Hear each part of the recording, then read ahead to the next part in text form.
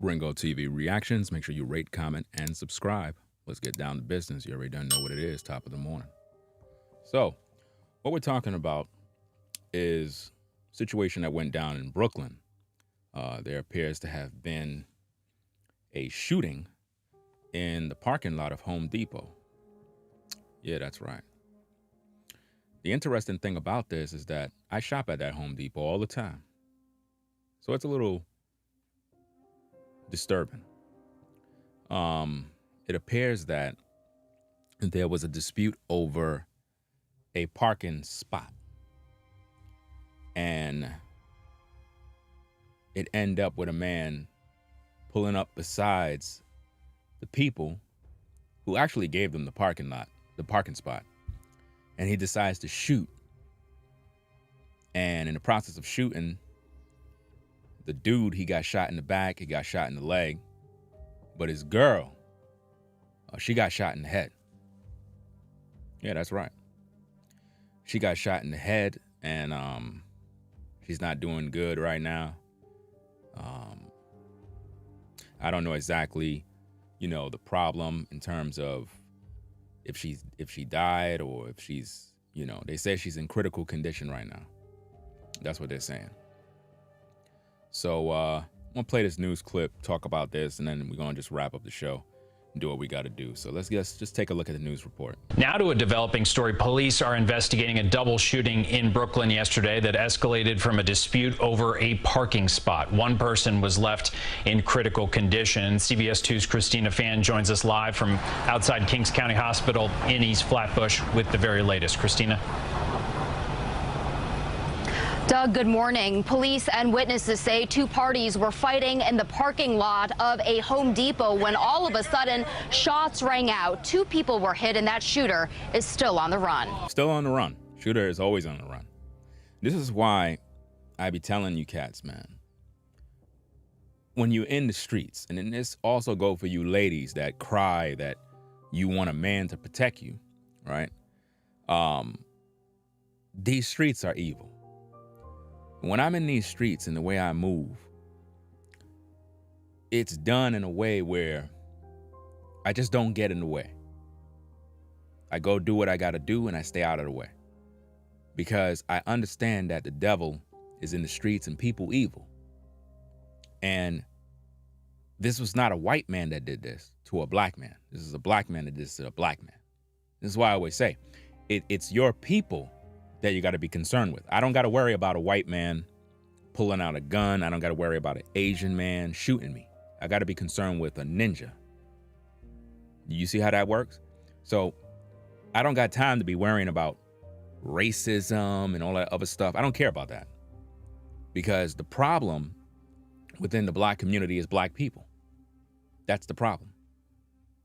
You see, we're really not brothers and sisters as we claim we are. This is why the Most High put us in captivity, because we're evil.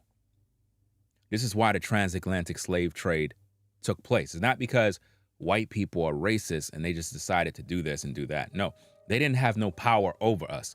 The Most High gave them power to put us in chains because of how wicked we are. See, as a black man, when you could see a man with his woman, and because there's a dispute over a parking spot, and you decide that the best course of action is to take out a gun and try to kill them over a parking spot, that just proves you don't have a soul. That just proves you don't have no life. You don't value life. And this is where we are as a people. We don't value life. And this is why people do stuff like this. So now this man is basically recovering from his wounds because, again, he got shot in the back and I think he got shot in the knee. So he's going to have some major problems. And his girl, she's in critical condition. She got shot in the head. You see what I mean? So, hey, it's crazy. Now, those are the kind of people you support if you wanted to help them out. With prayers, financial support. You don't support a woman that have no police report claiming that she got hit with a brick. You don't support that. You don't support somebody that's scamming people. These two were at Home Depot. See, anybody that goes to Home Depot, in my opinion, are there to shop to try to fix their home.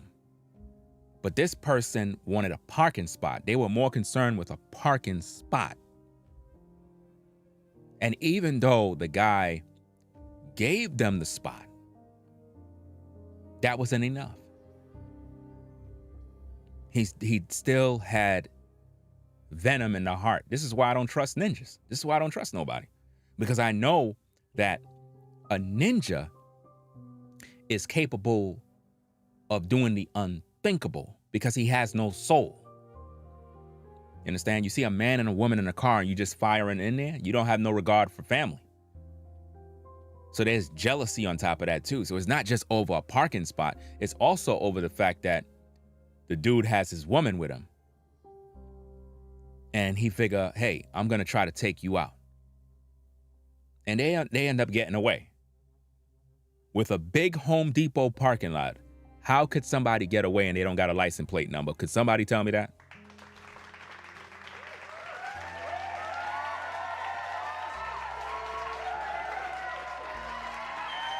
And salute to the chat, top of the morning, Ringo TV Reactions. Make sure you rate, comment, and subscribe. Click the like button, notification bell for more content. Let's get back to the story here.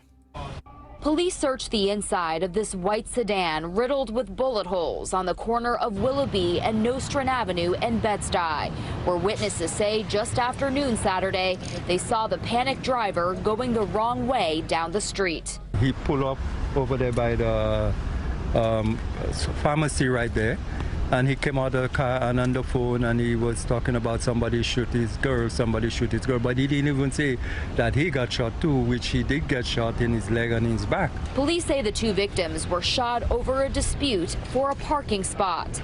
The male victim was hit once in the right knee. The female victim was found unresponsive and unconscious with a gunshot wound to the head. It hurt my stomach. Police are still searching for the shooter, described as a man 5'6" tall, 160 pounds, last seen wearing a red hat, white shirt, and black jeans. Really? That's the description? That's every man in America. That's the best y'all could do? So with all of Home Depot cameras, all right, it didn't capture nothing. It's amazing. A parking lot, which should have cameras hovering over the entire perimeter, it don't capture no footage. But yet, when it came to the shooting of, what's that woman name that I just finished talking about? Kyra, I'm not sure what her name is. The woman, the pregnant woman that got shot. We showed the footage yesterday in my live stream, but YouTube took it down because they didn't want me to stream the footage showing that this young lady was actually stealing from the store. She was not innocent. We showed the video of her stealing liquor from the Kroger's. She was stealing.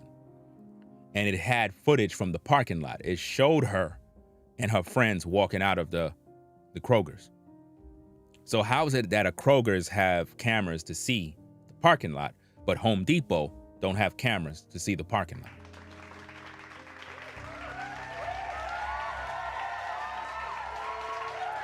Because that description is every man in America. There's a lot of guys that are 5'6", 160 pounds. That's not helping nobody. What did he look like? Obviously, he's in Brooklyn.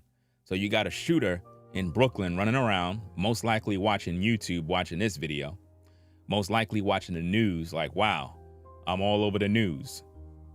This is sad, fam. And I already done know the shooter is black. That's what's amazing about it. I don't even need to know the nationality. I just know that it's a ninja.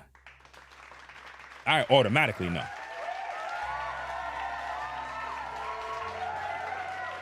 And this is why white folk, Asian folk are always on edge anytime they're around black folk. Because We're known for killing our own people. How many times do you watch the news and see a Chinese man shooting his fellow kinsman? I'll wait. How many times do you see a Jewish man shooting another Jewish man? How many times do you see that on the news? Oh, you never see that, right? You don't see that at all. Why? Because they understand the importance of life. But ninjas don't regard their own life. They hate their life, so of course they're going to hate your life. This is why they do stuff like this. This is why I don't trust so-called ninjas. I just don't trust them. You know what I mean? I really don't. You know? Because they're liable of harming you just because. I mean, just think about how it'd be on YouTube, how ninjas be in their feelings all day. Those are those kind of people. It's not white folk, it's not Asian folks that are doing that. It's ninjas. And again, both victims are still here receiving treatment at the hospital. We're told the man is in stable condition and the woman is still in critical condition. Reporting live from East Flatbush, Brooklyn, Christina Fan, CBS 2 News. That's messed up, fam. They just there trying to do their day shopping at Home Depot. Like I said, I go to that same Home Depot all the time. All the time. And this happened to them over a parking spot. If this happened over a parking spot, then a ninja will kill you over anything. This is why I roll solo and I stay out of the way. This is why. Because you cannot trust your own people. Matter of fact, I can't even call these people my people. These are monsters and demons. These are demons. This is why when you study the scriptures and it talks about Esau is not the white man. Esau is the black man. I keep telling y'all that. A lot of you Israelites, you keep saying that Esau is the white man. Esau is a black man. That's why there's so much problems between black people and their own, because it's a clash of Edom fighting Jacob. Do you understand my point? That's what's going on here. Everybody in the black community is not your people. They're not. They come from that seed of Edom. They hate you. So when the dude saw the parking lot, the other dude with his woman, he already recognized that he's Jake. He already recognized that off the rip. And what does Edom do? Try his best to kill him. And that's been happening for generations and generations. This is why the Bible says the tree is known by his fruit, not his skin color. Everybody that look like you are not your people. Dina, thanks so much. Let's get to another story. You got innocent people walking around, and for people to get shot like that is crazy. An afternoon shooting that left a 26-year-old woman in critical condition and a 35-year-old man injured sent shockwaves through Bed-Stuy Saturday, causing Brooklynites to fear for their safety. You can look right there and still see the car with the bullet holes. I think it's crazy that this even happened today. And if you look, it's a park across the street. You know, a lot of kids be in that park early morning. So I just think it's real crazy because, God forbid, bullets don't have no names. This could have hit people over here. Witnesses say a dispute that started at Home Depot on Nostrand Avenue ended at the corner. I go to that Home Depot all the time. That's crazy. All the time. Now, where's the cameras? How they don't got no cameras out there to capture the license plate? So now some attorneys got to get involved in this case, because a man and a woman, in case you're joining on the stream, was shot in a Home Depot parking lot over a parking spot. A ninja, a demon that was on demon time, didn't like the fact that they were in the parking spot. The man and woman end up giving them the parking spot. And then the dude pull up on the side and open fired into the car multiple times, shooting up the car. over a parking spot.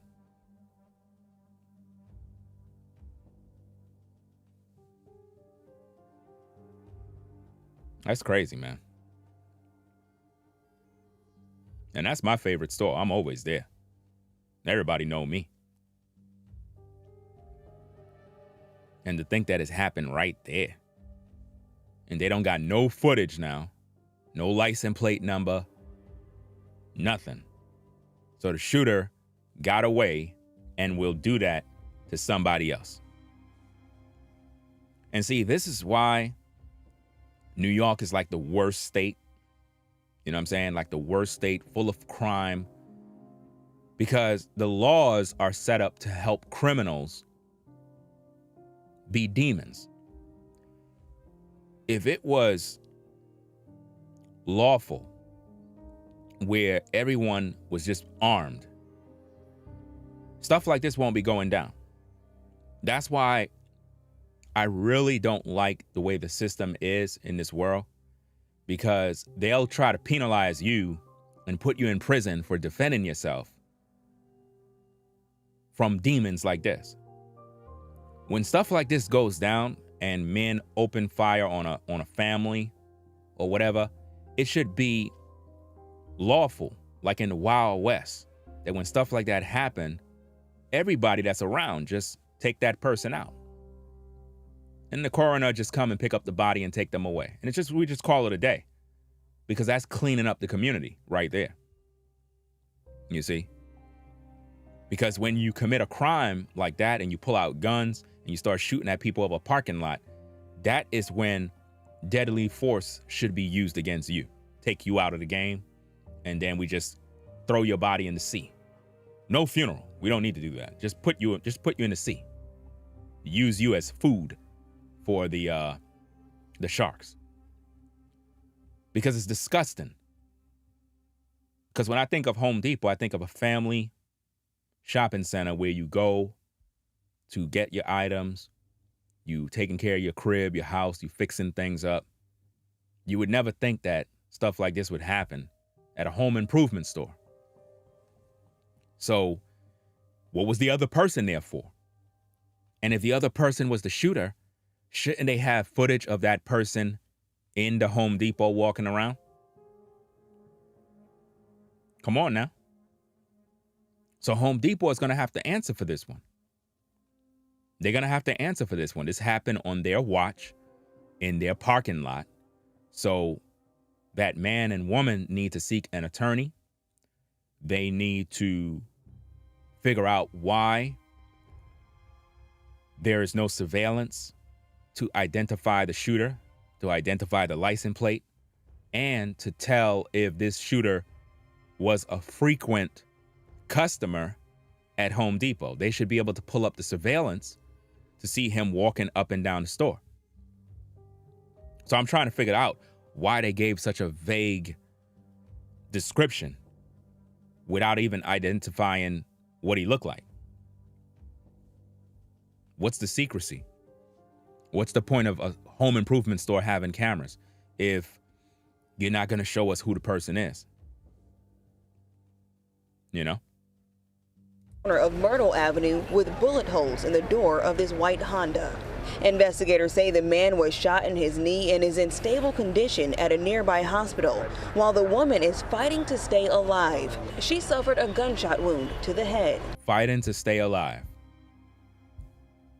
She's fighting to stay alive.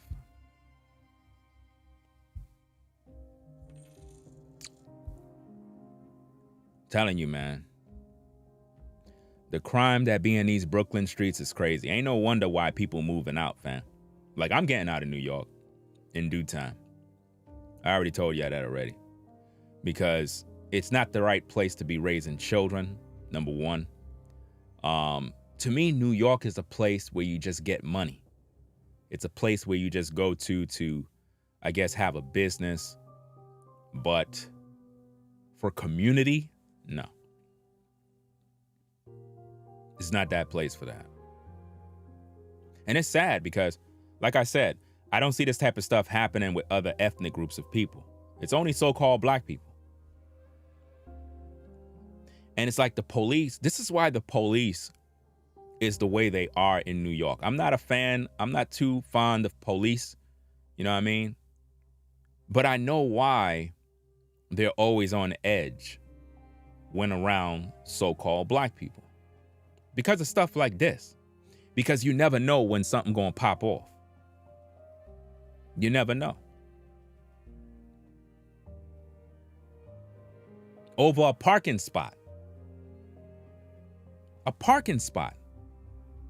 Not over some family-related issue. Somebody harmed somebody in your family. No, over a parking spot. I'm going to shoot you over a parking spot. That's how bad it is, man. It's crazy, man.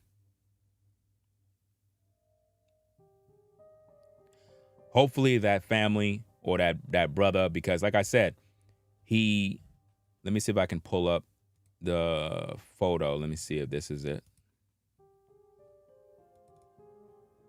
Let me make sure. This is a photo of them taking him on a stretcher. You know what I'm saying? And you could tell that he is possibly crying, emotional, in pain, whatever the case is, because he was also shot 2 times. And knowing that his girl was lumped over in the car. Imagine you out at Home Depot with your girl and she's lumped over the car, unresponsive because she's shot in the head. So he was driving up the wrong way street trying to get help. You know? And obviously he didn't have no gun on him or else he would have did something else. You know what I'm saying? So it's just a messed up situation. And see, this is why a lot of times, like the way I do my shopping, I would like order it from home and then I would just go pick up. You know what I mean? I used to go to the store, Home Depot, and just kind of walk around and shop because it's fun.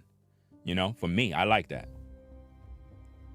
But now I learned, do the shopping from home on the computer, and then you check out, and then you wait for Home Depot to tell you, hey, your order is ready. You know what I mean? Come pick it up. And you just come through, swing by, 1, 2, 3. You're not even in the store. You're in and out. Nobody didn't even see you. You know what I'm saying? You just go up to the desk. Here's my number. They give you your materials, whatever it is you ordered. And that's it. Now, if you ordering anything larger like lumber, sheetrock, and all that other stuff, you get that stuff delivered. You know? And salute to the New York dad. I see you in the building. Salute to the New York dad.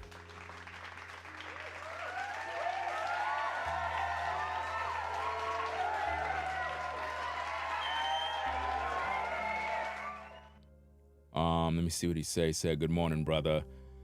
What happened? I'm going to need to speak with you. I have some content for you about what is happening with me personally. Like if you have any information, like whatever your story is, you know what I mean? You can hit me up on Instagram at Ringo TV Raw. You know what I'm saying? The Instagram link is in the description of all my videos. It's best that you leave like an audio message, you know what I'm saying? And share what the issue is. That way you don't have to type everything. 'Cause a lot of times people be typing and it's just too much. Just leave like the audio messages. And, you know, if it's a story that can affect people, you know what I'm saying? Then I will expose whatever it is. Because like I said, there's a lot of stuff that's going down in these streets. A lot of people getting hurt. And, it's just not cool.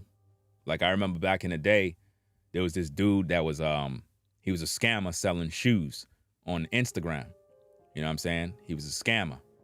And I caught on to the scam and I exposed him on, I forgot what channel I had. I'm not sure which channel it was. I'm not sure if it was my Ringo Kicks or my, what the hell was that channel, man? It was a channel where I was exposing frauds. I think it was called Fraud Watch TV on YouTube. I exposed the Instagram scammer live, and you could see the video. Like, it's on the channel Fraud Watch TV.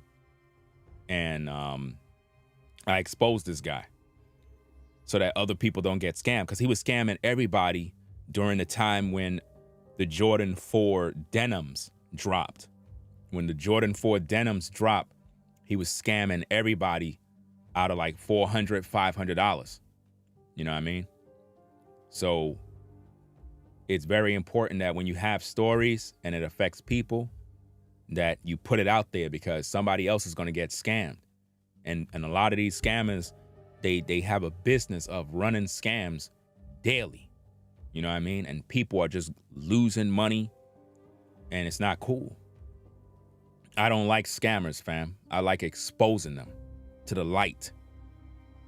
You know what I mean? And especially if you got photos of people, of who the scammers are, like photos, fam, we putting that all out there, because the world's supposed to know who they are, you know? Let me see. He said, it's good. It's a good one. It's about scamming. I'm on the verge of being homeless. I just followed you on IG. I will explain. Hey, if you got the story, you know, let's get that story out there, man. Because if it deals with scamming with homes, if it deals with any of that type of stuff, you have to understand a lot of people out here trying to get houses, and you got these crazy people running these scams, taking people for all their savings. People been saving their whole life trying to get their property, and then they end up getting in trouble financially, and it sets them back a whole year. You know what I mean? That stuff will make you go, you know what I mean? I don't got to say the rest. You already done know what that is. It make you go look for somebody, you know? So to prevent anybody else from getting caught, you got to expose them. A lot of these scammers believe that they could just do these things and get away. And they're very hidden. You know what I mean? They're under the radar. You have to really watch out with how they do things. And again, if you hit the Cash App, I'm going to shout out the Cash Apps at the end of the stream, right? Let's get back to this tape, find out what we got. He came out of the car. He was shot in his leg and in his back. And the girl was in the passenger seat. She was slumped back. And her hands and her leg was moving a little. A man who lives nearby, but... See, that shit is fucked up, bro. I'm sorry, fam, but I'll be hunting everybody in these streets. Everybody getting hunted down, bro. A person like that I would hunt down. Seriously. You do something like that, fam, and my woman is in the back seat slumped over, fam, I'm coming for you. And everybody that's with you. You understand me? You're not going to be able to sleep. Anybody that's close to you that you love, it's on sight. Stuff like that, it's an eye for an eye, fam. Like stuff. See, this is why I already done know how I am. I already done know my mindset, fam. This is why I don't trust these ninjas, bro. These people are evil, fam. So his girl is in the back seat, in the passenger side of the car, I mean. And she's slumped over, unresponsive, bleeding from her head, fam. Imagine you looking at your woman in whom you love, and you see her fucked up. This is why, as a man, you're supposed to have a gun. Like, you're supposed to. This is why all these laws in all these different states is fucked up, because, you know, in some states you got this, in some states you can't do that, you can't do this. Nah, fuck that, man. You're supposed to be able to protect yourself and your family by any means necessary. Somebody pull up on you, you put a bullet in their head, fam. Quick. No talking. Straight like that, fam. If I know I'm not bothering nobody and I'm just doing what I gotta do and I'm with my family and you come near and I feel any sort of threat, I'm putting you down. Just that simple. That's how it's supposed to be. Look, If the laws in the land was set up where everybody is bearing arms and it's on sight, you fuck with anybody, we can put you down. Nobody going to jail. What's going to happen is everybody's going to be civilized people because they know it's going to be on sight. They know that if you do anything to anybody, they could take you out. Not only the person who you are trying to violate, but anybody that's near them can take you out. Which means if you shot somebody and you running away, everybody got legal right to put you down. You ain't gonna be so quick to want to pull your gun. This is why in the Wild West, when everybody walked around with guns, everybody respected people because they knew it was on sight. You'll have a greater respect for your fellow man if you know everybody got a gun and they can use it. You understand what I mean? This is why I don't like the way the laws is out here, fam. It's raining outside. Let me see. It says it's storming out. It's raining cats and dogs out there. It's crazy, man. I just don't, stories like this, man, it bothers me, man. It bothers me, man, because I'm pretty sure the dude just thought it was a simple dispute. All right, fam, here, take the parking lot. Take the parking spot. But you still shoot? It goes back to the brother that tried to save the black woman and he ended up dying, getting shot 6 times. This is what I mean, fam. It's always a ninja that you have to be concerned with. Real talk, fam. Like when I walk in these streets, I don't give a fuck about nobody. I'm not afraid of nobody. My point is, I don't got to worry about the white man. I really don't. I don't got to worry about white men trying to kill me. I don't. They do their own thing. They stay in their own place. They stay in their own lane. They not with that nonsense. The only time a white dude get out of pocket is when he have some alcohol in his system and he's at a bar and whatnot, he get out of pocket. But when you just walk into the streets, you got to be concerned with ninjas, fam. It's something that I understand about these Brooklyn streets. It's ninjas. They're the ones that's the major problem, fam. This is why white folk try to move as far away. It's not because of, oh, it's racism. Nah, you're just a ninja and they're trying to protect their family. They don't want to be around you. You understand what I'm saying? It's not because, oh, they don't like black people. It's not about that all the time.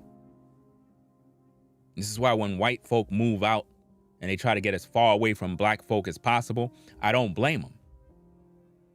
I don't blame them because this is what their children would have to endure. Walking around the street worrying about getting shot, getting robbed. Who wants to live around that? It's embarrassing. When you see women tucking their purses in, it's not because they don't like black people and they're racist. They see these news stories and they're like, nah, I can't deal with it. It's just like when you hear of an Asian man getting robbed in Brooklyn. How do you think he's gonna feel about black people as a whole after getting robbed? I seen a video the other day where you had a delivery guy. It looked like a white guy. He's kind of elderly. He looked like he have a disability. You could tell by the way he walked. You could tell he's disabled in some sort of way. He's not the type of guy that can fight anybody. Why would anybody try to rob him? In the video, you saw 3 black ninjas pull up on him to rob some pizza. They robbed his cell phone from his car and they fled on foot. And I'm looking at this stuff and I'm like, wow, how do we as a people expect to be respected in society when all of our youth are out here robbing, stealing, and shooting? How do you expect other ethnic groups to take you serious? Now, some of y'all might say, who cares about those ethnic groups and what they think about black people? I do. I care about it because your kids that are out here on demon time make me look like I'm a part of the problem. Because when they see me, they think, oh, he must be like them. And I'm a family man. I'm all about respecting other people. I'm all about staying out the way, courteous, kind. I'm all about respect. At the same time, with what we see here on the screen, a dude and his woman getting shot. And you know, again, I hope his woman pulled through. I hope she have a full recovery. But she got shot in her head, fam. Those type of injuries, man, it can mess up a person for life. And they're not even going to tell you what really happened. She could be brain damaged, brain dead, loss of memory, not know who she is, end up being what's that word, man? It start with a P. I'm not sure what it is. But anyway, end up becoming a vegetable, man. Messed up. You know? It's crazy. Yeah, there's all sorts of stuff. Oh, he got locks. He must be violent because he got locks. It's crazy stuff. Weird stereotypes. Let's get back to the report. Did not want to give his name, says he saw the Honda driving the wrong way down this one-way street. So I get out my car and I walk down there and I saw her in the car and, you know, she laying there. It's sad the way she was laying there, you know, blood in her head and blood on the side of the door and everything. And he came out the car and he told when the cops came, he said he got shot too. Yeah, that's the word I was looking for. Paraplegic. Yeah, that's the one I was looking for. At 2 to 5th. And Professor Hawk. Yeah. That's what I was talking about. And at staying stock, knowledge is key. It's just bad all around, man. And see, the dude who got shot, he's not going to be the same anymore. He's going to be on edge. He's going to go get a gun. It's going to be a problem now. I guarantee you, fam. This is what I'm saying. When you have these run-ins, it does something to you. And for lack of better words, you end up hating your own people. Seriously, it does something to you. Think about a black man shooting your woman in the head and shooting you. And that's supposed to be a black man. Now think about what that does to you as a man. How you end up feeling about your own people. Now think about how white people feel about you. You understand now, right? Now you understand it's not even about racism. It's about they just don't want nothing to do with you, man. It's not about no racism, fam. They just don't want nothing to do with you. They don't want no problems, man. I just want to stay out of the way. Because you're too damn violent, man. Every day we see these stories. And it's sad. It doesn't make any sense.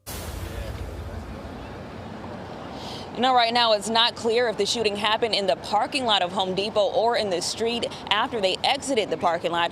Police say they have not yet made any arrests in connection to the incident and that the investigation is ongoing. Live in Bed-Stuy, Janae Caldwell, Pix 11 News. They're not going to make no arrest. And again, to the guy that got shot, you know what I'm saying? Once you get yourself together, you know, once you sort things out, y'all need to seek legal advice because Home Depot should have surveillance on who this guy is so that there can be an arrest. How can there be an investigation if y'all don't got nothing? So obviously they most likely got something. They just don't want to tell nobody what's going on because that's how it be in New York, fam. Everything is always secretive. They just don't tell you nothing. It's under investigation. How is it under investigation? What's under investigation? You know? What's under investigation?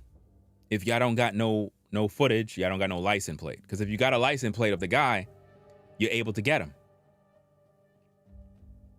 Doesn't matter what car he's using, somebody gonna get arrested and brought in for questioning. Because people like that need to be brought in and put in prison for life. You know? Yeah, how can others respect us if we can't respect each other? That's what I'm saying, fam. Like I said, when I was younger, I was wild and crazy. That's a fact. When you get older, you kind of chill out, especially when you have a family. It's like you tone everything down, you know? But I can still go back there. See, that's reserved for when people fuck with your family. That's when you bring out that energy. But it's not supposed to be something that you be on at all times. Like, when I think about a lot of these dudes in Brooklyn, fam, a lot of them it's like they walking around with a chip on their shoulder, angry all day, walking around mad, ready to take it out on somebody. And I'm like, yo, y'all gotta chill with that energy, fam. Because eventually you're gonna run up on the wrong person and they're gonna take you out. And see, my mind, man, I'm telling you, fam. It's like how these guys be just taking up guns and taking people out. Fam, that's not the type of stuff that I would do to you. You're gonna feel some pain. Before you check out, you're gonna feel some pain. I promise you. I watch a lot of movies, fam. I know how to do some things. And this is why you shouldn't fuck with people, man. You shouldn't, man. You don't mess around, especially with a family, bro.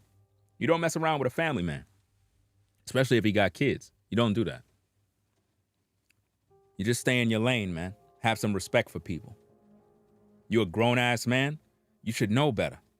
There's no need to resort to that kind of violence for no reason over a parking spot. Some people just don't value life. You know? Now this dude gotta be concerned for his woman, and then her family now is horrified about what's going on. Now he gotta go explain to her folks that your daughter got shot in the head while we were at Home Depot. They probably just got a new apartment.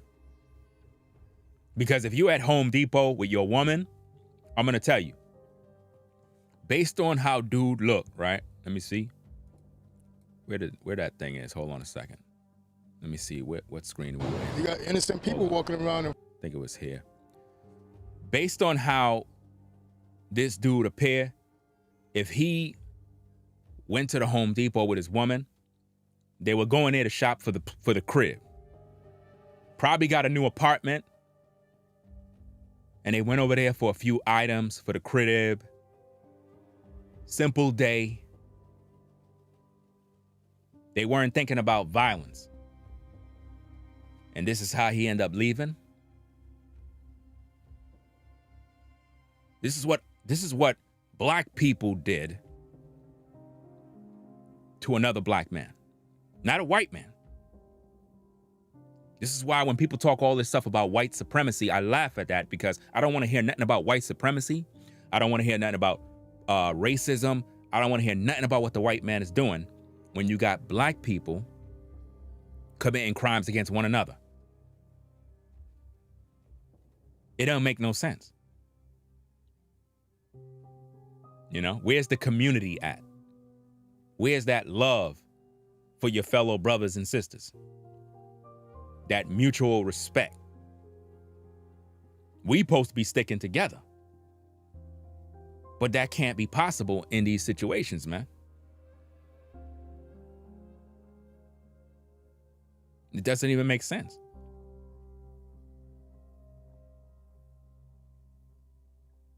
I'm thinking about moving to Georgia. I mean, I was gonna go to Florida, but I can't deal with all them damn storms over there, fam. I just don't know. You know what I mean? I just don't know. Every minute I'm hearing about these damn hurricanes and storms and all this type of stuff, fam. I don't got time for that, fam. I don't got time for that. I know a lot of people that moved to Florida, but Mm-mm. I don't got time for all them natural disasters and all that stuff. You end up building some property over there, and next minute you see your house in the sky. I don't got time for that. And you got to start over. Nah. You know what I'm saying? There's different parts of Georgia that's actually that's good. My pops is out in Texas. But I don't know. I don't know about Texas. It depends. Got to be a nice area. You know what I'm saying? And it's really crazy when you're trying to move and you got everything that's needed. Like everything is set for me to relocate. Like I can leave tomorrow. The thing is, you want to make sure that it's like perfect. You know what I mean? You don't want to make the move and then it's the wrong move. You know what I'm saying? Yeah, all right, you know how it is? You ever had a situation where you're in your house, right? And I guess you're low on food and you're hungry. You have to go to the supermarket, you have to shop, right? And it's like you could eat anything because you're hungry. You're really hungry, right? So by the time you do grocery shopping and you got all this food in the crib now, you don't know what to eat because you got so much. You ever been there? When you don't got nothing, you hungry, you could eat anything. But when you got when you did the food shopping, it's like you got so many options and choices, you just don't know what to eat. Well, that's where I am right now when it comes to relocating. There's so many options, but I don't know where to begin.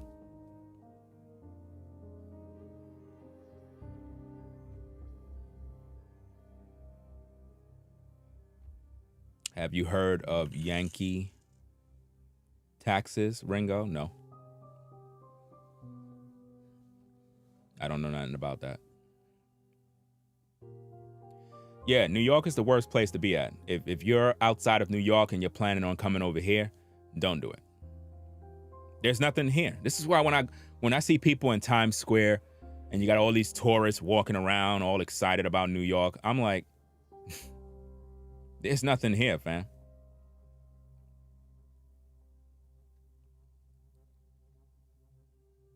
It's crazy. Like I said, New York is more like for business. I mean, it's a fast-paced city. Don't get me wrong. It's a lot happening. You know what I mean?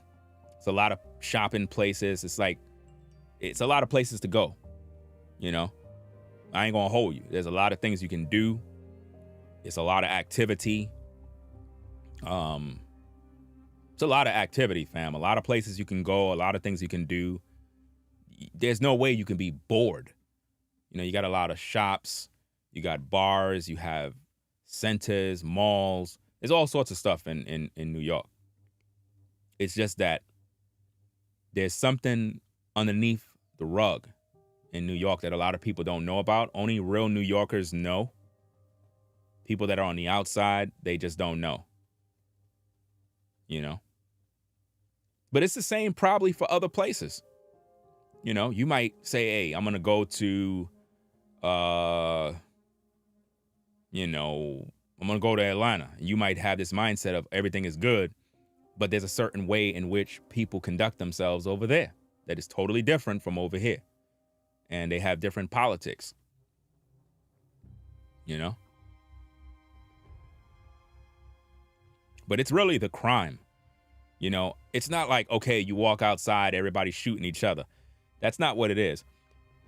It's just, it's not the place to raise children. So if you're a family-orientated person, New York is not the place. Not if you're a family. And I can say that because I'm here. It's not the place to raise a family. If you're single, no kids, and you're just trying to get money, get a little crib out here somewhere, and you just running, you got some business, and you're single or bachelor, then maybe, you might be able to get away. You know what I'm saying? That'll be cool for you. But if you're family orientated, then New York is not the place to be. I don't recommend anybody coming to New York to have a family. No, don't do it. Eventually, you'll learn the hard way.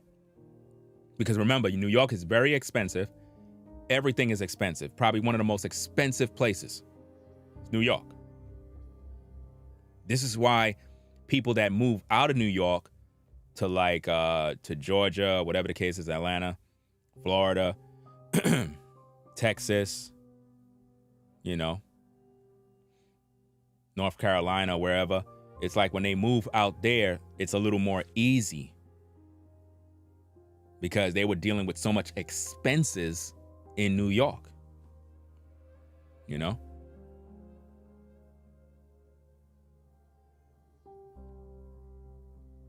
Yeah, you're right, New York dad.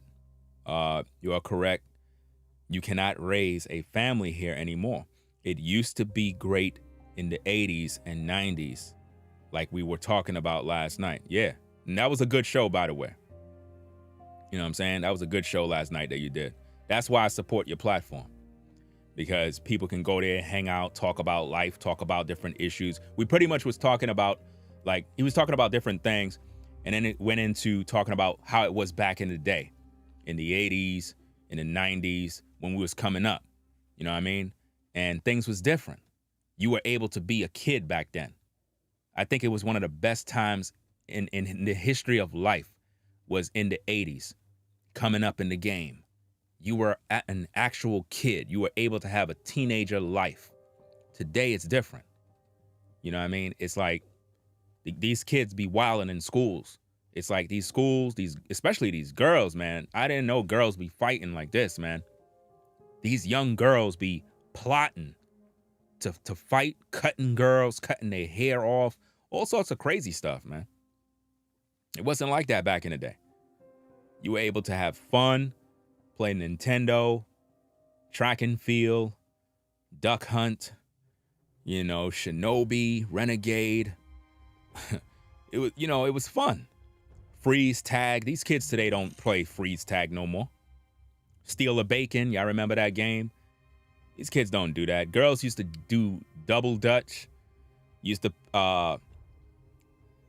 what is that? Chinese jump rope. How many of you dudes used to play Chinese jump rope? Now, somebody might be like, what do you mean jump rope? You see, you got to understand the game.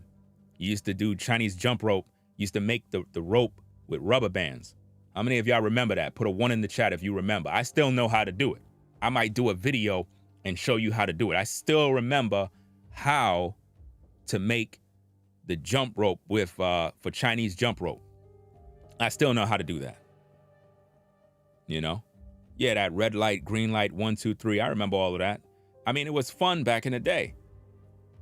You had all the sitcom shows. That was fun. We was talking about that last night on the New York Dad's channel. That's why I said, make sure you subscribe to his channel. If you into kicks, you're into shoes, you're into just hanging out.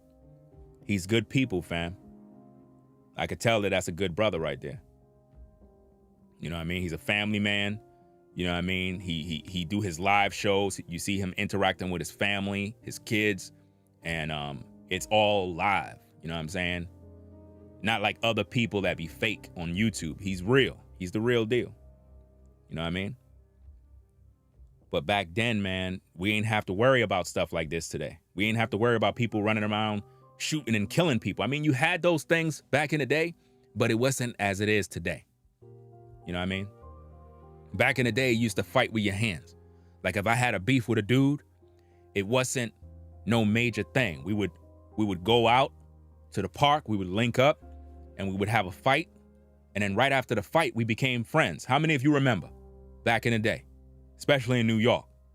Anybody you had a fight with, right after y'all fought, y'all became friends. Best of friends, too. I'm talking about y'all were beefing, fighting, bust each other lip. You had a knot on your head. But after the fight, it's like y'all had a mutual respect for one another and y'all became really cool.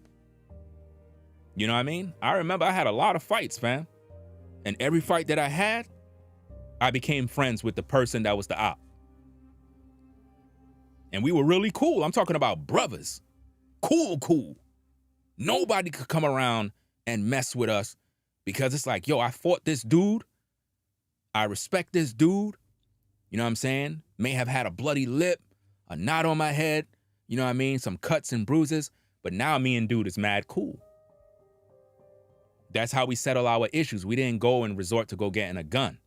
Now, back in the day, I was more into knives. Like I said, my whole family is from Panama. So I was into knives. That was my thing. I mean, my family and them had guns and all of that other stuff, but it wasn't something where you just walk outside, start harming people. It was more or less to protect your family. But I used to walk around with knives every day. And if you tried me, you got cut or stabbed. I'm just telling you straight. Like I said, you don't know me, but this is how it was back in the day. You know what I mean? So we ain't have to worry about this stuff today. People used to have weapons for protection just in case, not because they trying to be a bully or harm somebody or rob somebody. It wasn't like that. We was just out and about because back then you had some neighborhoods you couldn't even walk through or else you would get robbed. You know what I mean? Like back in the day, you go to Flatbush, right? There's certain blocks you couldn't go through unless you know somebody. If you knew them, you would have to call them. Hey, yo, fam, I'm coming through. You know what I mean? I'm coming through. Yeah, all right, cool. We're going to be outside. And we would let the block know, yo, so-and-so coming through. You know what I mean? So if you see somebody in a blue jacket or you see somebody with a red 8-ball jacket, because back in the day, they used to rob dudes with 8-ball jackets. So we would have to let the people know, like, yo, my fam is coming through. So look out. And we would have dudes on the corner, we have dudes on the other corner, and we would just let them know, hey, yo, fam, yo, my cousin coming through, fam. Yo, what he look like? Oh, he wearing such and such and such. We had to literally tell people what you had on because we ain't want one of the robbers or one of the shooters or somebody from the neighborhood to do something because then now we would fuck them up. You understand? We had situations like that happened where a relative came through and somebody fronted on them at the corner. And then when they came to the crib, they was like, yo, somebody at the corner tried to rob me or somebody like, who tried to do what to you, bro? We had to go downstairs and it was a big mess. And think about this. We all on the same block. You fucked with my family. Now you got to deal with the whole family. Everybody you got to deal with. And then you got to deal with our friends too. So it would be a big mess. So we had to have some order in the community where it's like, okay, if you coming through, let people know that you sliding through. That way there's some level of protection. And then it got to the point where we had to really tell people like, yo, just leave people alone because it was getting out of hand. I remember when a police died on my block, they threw him off the roof. This is a real story. Threw him off the roof. He was chasing some dude up to the roof. They were fighting. And it was one of them rooftops that have like a low rail at the end. Pushed the cop off the roof, man. It was news all over the world back in the day. You know? But even though back then it was a little crazy, it wasn't how it is today. Don't let the stories that I'm telling you make you feel like it was this violence. And no, you have to understand the politics of the streets. Everybody was cool. The whole block was family. We have cookouts, barbecue, playing music all hours of the night, drinking. You know, it was cool. It's just that certain people messed it up for everybody. And then they get dealt with. But today, it's like we don't have no regard for family. Back then, if you did something to a brother and you were from another block, we would all come see you. We would come see you. We would pay you a visit. The whole block. Everybody.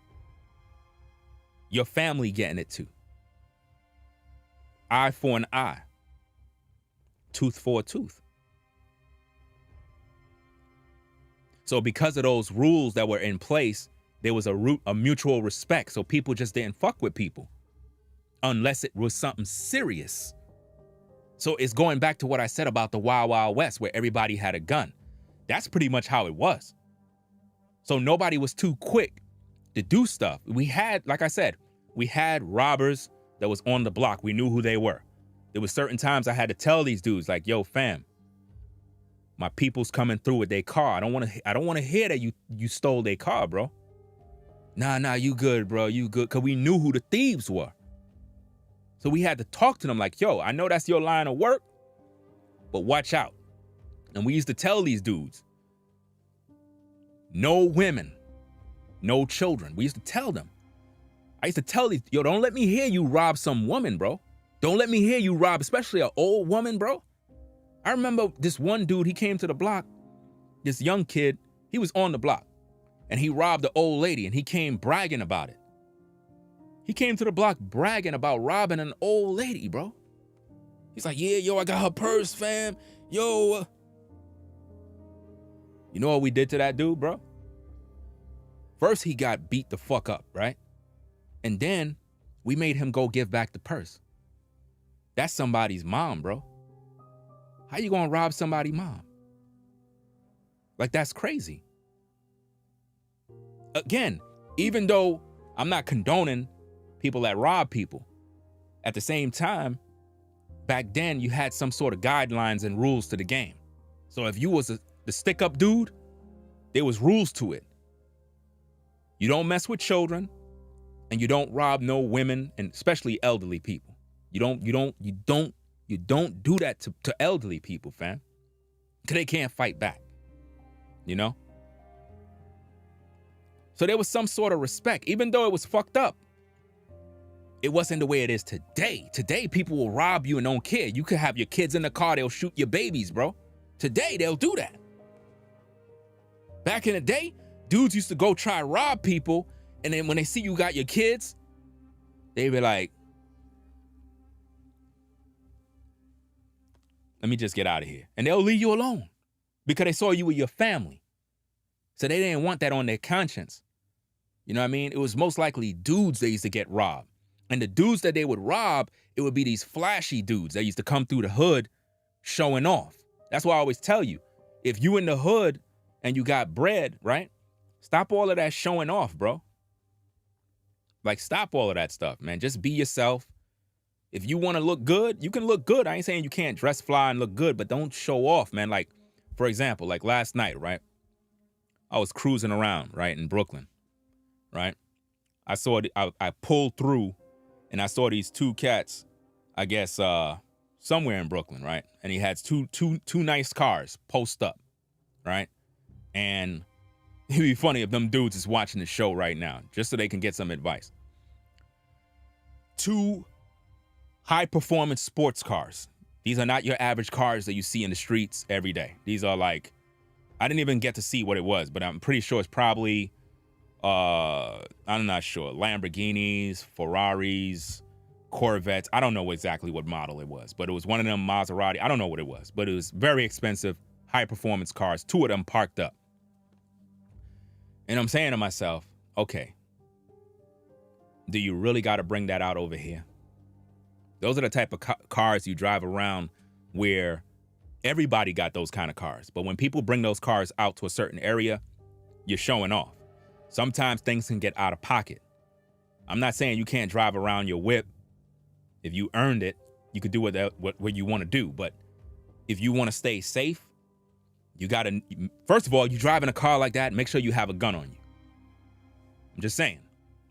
Make sure you have a gun on you, especially if you're in Brooklyn, because somebody will try you. You understand what I mean? So make sure your people got guns, you got a gun, and make sure you got your shooters post up. Just in case anything pop off, you can handle that threat. Because a lot of times people put themselves in situations and it causes energy from jealous people, because people are naturally jealous. If they see you looking fly, they're gonna be hating. I'm not saying that I'm hating on the brothers that got the nice cars. Hey, you successful? Hey, props to you, fam. All I'm saying is, sometimes when you do a little too much, you set yourself up and people get jealous because you're in an environment where people don't have that. It's like when you in the hood and you shining too much, sometimes dudes be looking at you like, yo, you see dude right there? Yeah, man, he think he better than us, man. You know what I'm saying? You're not even doing nothing to these people. They just mad because you fly. This is why you can't be around that type of area. You know? I used to notice one dude, he had a Mercedes Benz, a nice Benz. And when he come to the hood, he would park his car way down. Way down in an area where it's lit and it's good. And then he would walk or take the bus or whatever the case is just to get to his area. Because people would be robbing cars, bro. Hating on you. They'll take a key and they'll key your car just because. And it's sad, man. You ever had your car keyed? How many of you ever had your car keyed, bro? Just because you have a nice car. Somebody keyed your car. That's hate. They hate you, fam. They're jealous. And I'm not talking about because of a woman or some domestic issue, some crazy woman that keyed your car. I'm talking about somebody just keyed your car just to do it. You woke up in the morning, you went to your car, and your car is keyed. And you're like, this is why I don't understand people park cars on the street. Like, I don't get that. A car is supposed to be in a garage. You know what I'm saying? I mean, I understand some people got to park their car in the street. But to me, that right there is a no-no. Park it in a parking lot, you know, or in your garage. But to me, to have a car and you got to park it in the street, I would be concerned about that.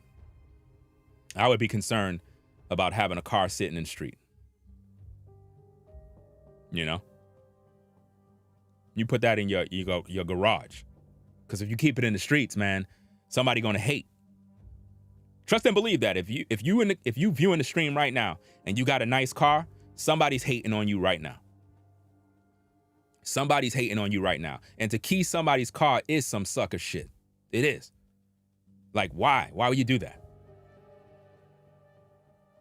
And if you have an expensive car, man, you got to go get it repaired. And some people just leave the key mark on the car. They just like, hey, forget it. But yeah, man, back in the day, it was a fun time growing up. Yeah, New York Dad said we had after school programs. We had PAL. We had YMCA. Children had things to do now. These kids have nothing but idle time. This is why they turn to crime. Yeah, there you go, man. You understand. I don't got to tell New York Dad nothing. He grew up in that time, so he already know. He already know the game already. And see, it's guys like him that got the game. See, if he have a wealth of information that he could pass down to his kids. That's the beautiful thing about this. This is why when I talk to my children, I'm able to give them the game that they would never be able to get from anybody unless they grew up in that time. You understand? Because like I said, we grew up in the best time in history. We grew up in there. Anybody that was born in the 70s, and then grew up in the 80s, you had the best time growing up as a kid. The best. You were blessed to grow up in an era where you were able to actually be a kid, innocent, and didn't have, like I said, fam, I told y'all my stories back in the day. I told y'all my stories growing up in the hood back in the day. My mom, she was on drugs. I told y'all all of those stories already. You know, she eventually got cleaned up, got off of crack cocaine, you know what I mean? But everybody back then had relatives that was on drugs in the 80s during the crack epidemic. Even back then, the drug dealers used to whoop my ass if I was out of pocket. Not on some negative-ish, but let's say if I tried to be like them, I would get regulated real quick. If I was out of school and they caught me at the corner with my friends, they would grab me up, drape me up and say, yo, go to school. You would think that they would say, come with us. Let's show you how to sell these drugs. They didn't do that back in the day. If they see me in a wrong spot, they would, yo, fam, you got to go home. Hey, yo, so-and-so, take him home, fam.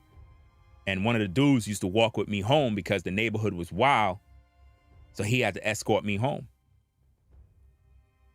So the streets pretty much taught me a lot and looked out for me most of the times. Like I said, there have been times, man, dudes was about to shoot out. And they would tell all the young kids, hey, yo, clear the arcade room. Clear the arcade room. All of y'all go home. Why? I'm playing the game. Go home. They did that to protect us, fam. Even though they were doing dirt. This is what I'm saying. Even the drug dealers back then had some sort of morals. Even though I'm not saying what they was doing was right, but they still was looking out for the kids, man. I remember I told y'all this story back in the day. My mom's, like I said, she was on crack. She was on drugs. She sold everything in the crib for like $20, man.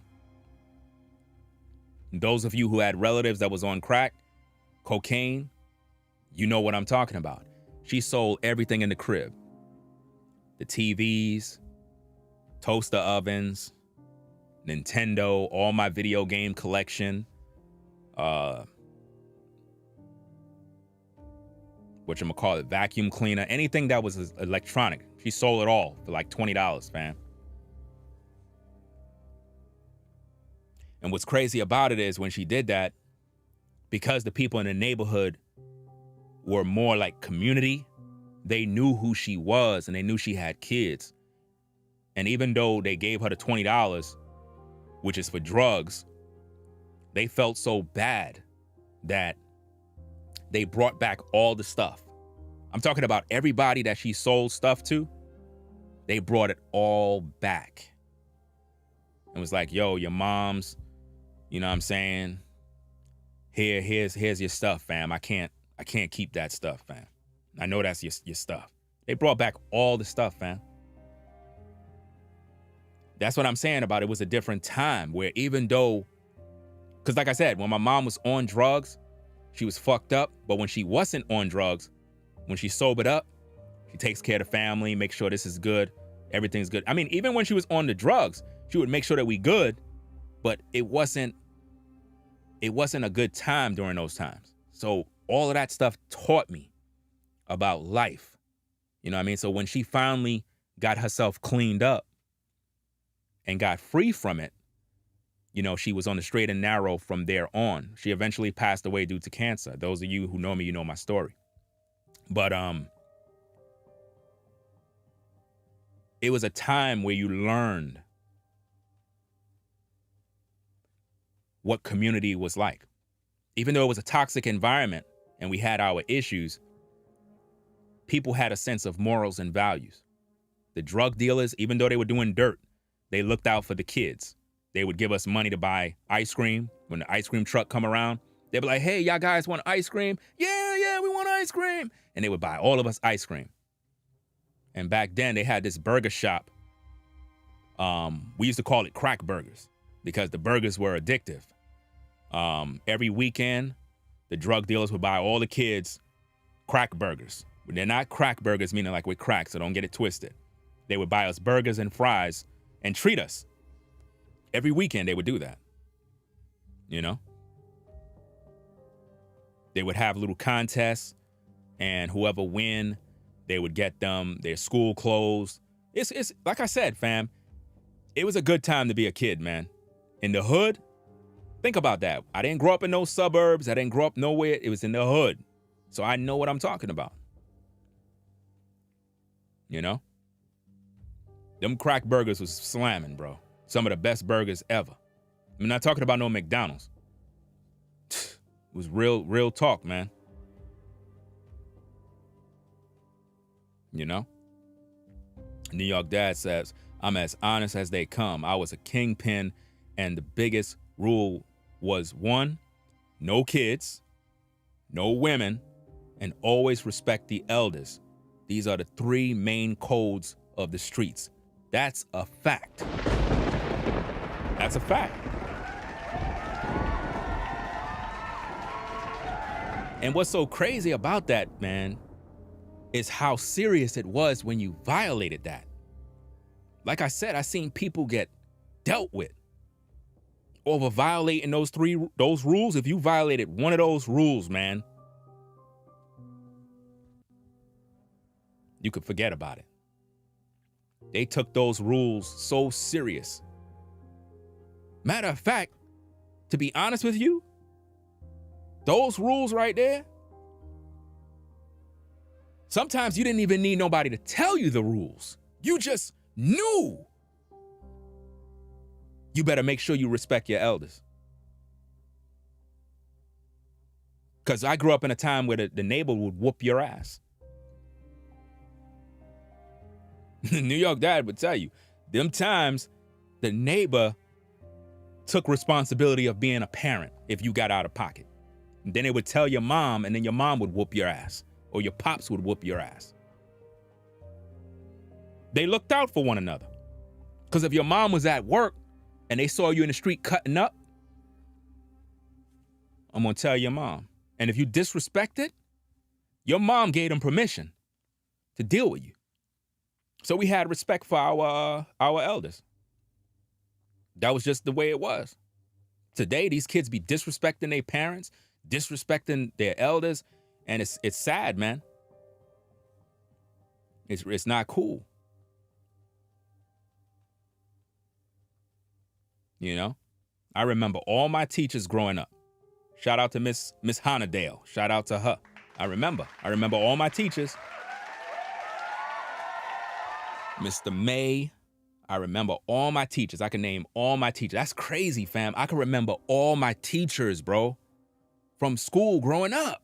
How I remember their names? Because they had an impact in my life. They had an impact. I remember we had this teacher, this white guy, and he knew a lot of the brothers from the hood was living in all sorts of crazy conditions. He knew, and he used to sit down and he used to talk to us. He used to be like, look, y'all can do better than that. Y'all can do better than that. Y'all don't have to resort to doing this and that. And he would sit us down. And it was like he was like a father figure, fam. And we remember those things. And I remember when students used to disrespect the teachers, we would beat them up. Be like, don't you ever disrespect so and so and so. Because we saw that person as not just a teacher, but a role model. Somebody that cared about the youth. We don't have that today. Like New York Dad said, we had programs back in the day to help these kids, and now it's like they just wilding out. And like I said, I only live for my kids. I only live for my kids. That's my fucking word, bro. That's my word. I don't give a fuck about me. I'm concerned about my kids getting to the next level. So everything that I do for them. That's my goal. I'm all about my family. I'm about business, dealing with this family. Because I know where I came from. You see what I'm saying? So I want better for them so that they don't have to deal with the bullshit. You know what I mean? I don't want them to have those stories of remembering this or remembering, oh, their pops was on drugs or their mom was on drugs and, you know, they grew up in this crazy environment and they had to struggle and do this and that and that. You know what I mean? I don't want them to deal with that. So I got to deal with a lot of different issues in order to make sure that they good. Not to spoil them now, not to spoil them, but to give them the knowledge and the tools needed so that when they go out there in that world, they understand how to survive. You know?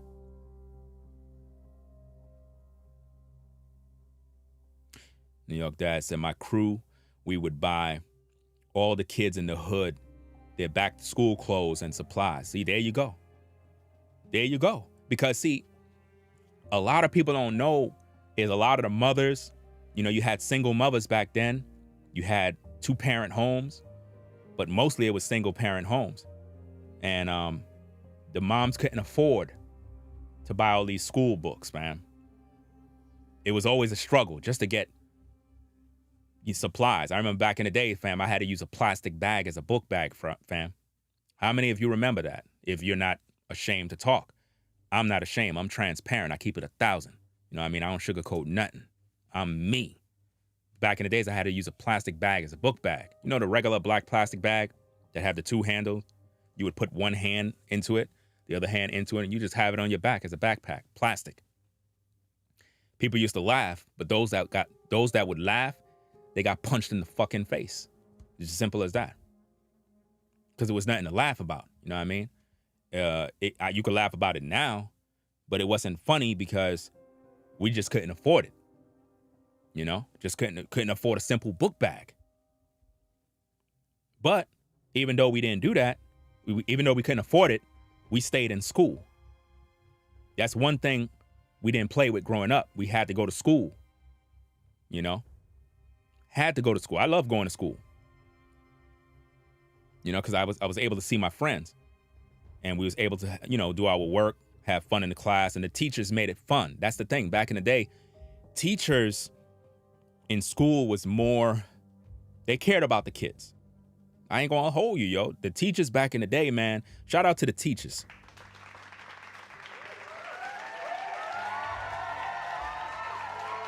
Now, I don't know how the teachers are today. I don't know if they have that same spirit. But back in the day, man, the teachers actually had love for the kids, man. They used to really do love teaching the kids. I don't know how it is today, man. Yeah, these schools now have metal detectors now. It's crazy, metal detectors. Back in the day, we never brought guns to school.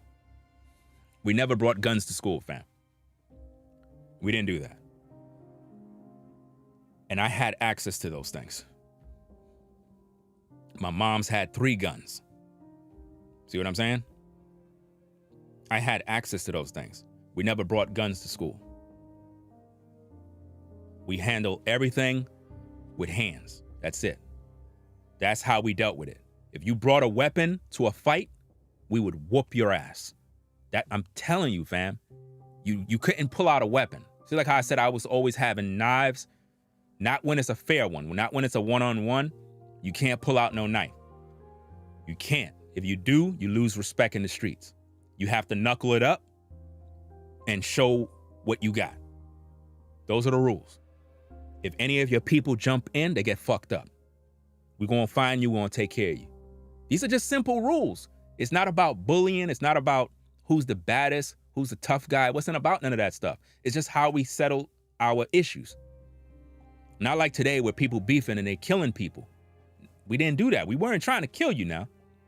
We just had a problem, you know? I remember this one dude back in the day, fam. I don't even know how that brother doing, fam, but me and this dude, man, we were cool. We were cool 1 minute. We were just kids. And we was at this other dude's house where I was playing video games.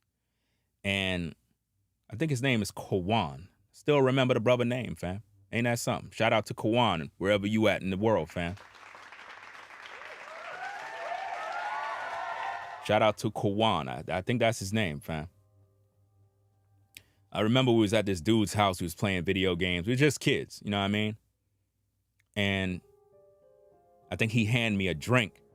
And I was drinking the juice, the quarter water. How many of you remember back in the day, the little juice, 25-cent juice, we call it quarter water, right? You used to drink your quarter water with a bag of chips. It used to be slamming. So we laughing and we giggling, and I must have like jumped like this, and the juice spilled on him. Now, Kawan was this light-skinned yellow dude that had a temper. He had a temper. We all knew that Kawan had a temper. Nobody, you just didn't mess with Kawan when he had that temper. Everybody knew that because he was young. We were kids, but Kawan was more stocky than us. You know what I'm saying? He was more stocky than us. And I'm not sure if he was working out or his pops was making him work out. But when he get into his temper, because we seen his temper tantrum happen many times. And every time it happened, things got ugly. Now, I didn't intentionally spill my juice on him on purpose, like, you know. But once it happened, he started breathing heavy, and he was like,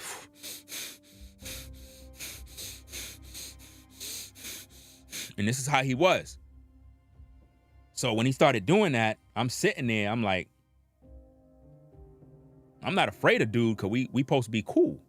So I'm wondering why he fronting on me. So he's doing it, I'm not expecting nothing. So I'm just kind of this, and I'm playing a video game. Next minute, he just punched me straight in the face. I'm talking about, boom, bust my whole shit, bro. I'm talking about he bust my fucking face, bro. That's what he did. So, once he did that, I pulled out my box cutter and I cut up his face. Yeah, I know. Sounds fucked up, right? Yeah, that's exactly what happened. They broke it up. Yo, why you cut him up? Yo. He punched me in my face, bro. You're not supposed to do that. Then every day, we would see each other, and it was on site. I would have my knives, my razors. He would have like this billy club and a hammer. And it's like every time we would run into each other, we would see each other, and it was like, you gonna make the first move or what? And it was like that for a minute until one day, I think some other dude, some older cat in the hood, grabbed him, grabbed me, was like, yo, y'all need to squash this beef. You know what I mean? Or else y'all gonna end up killing one another. Because I'm serious.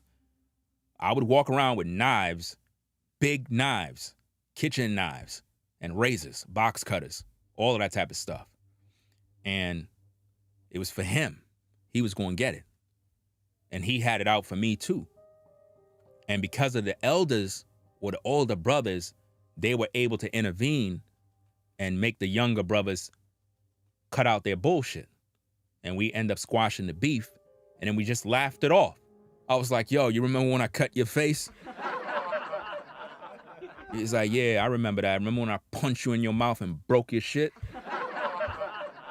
It's like, yeah, I remember. Yo, that was crazy. Yo, that I ain't gonna hold you, man. That hurt, bro. I ain't gonna hold you, man.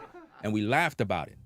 You know what I mean? We didn't kill one another because we had people that cared to give us a better way. You see what I mean? It was crazy, but at the same time,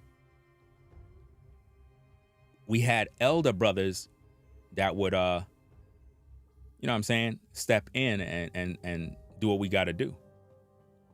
Like, I remember this one time, what was this brother name, man? Forgot the brother name, but he lived right around the corner from where we was living, fam. I think around that time, I was on 139 Rogers Avenue in Brooklyn. 139 Rogers in Brooklyn. And you had this brother around the corner. I remember everybody's name, fam. You don't forget names when you have fights. When you have fights, you don't forget. So you had this dude named Gregory, right? Gregory was this dude, you know, muscled up, you know, stocky, slim, stocky, right?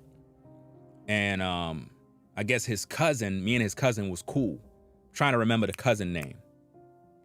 I'm not sure of the cousin name, but dude, he favored Mike Tyson.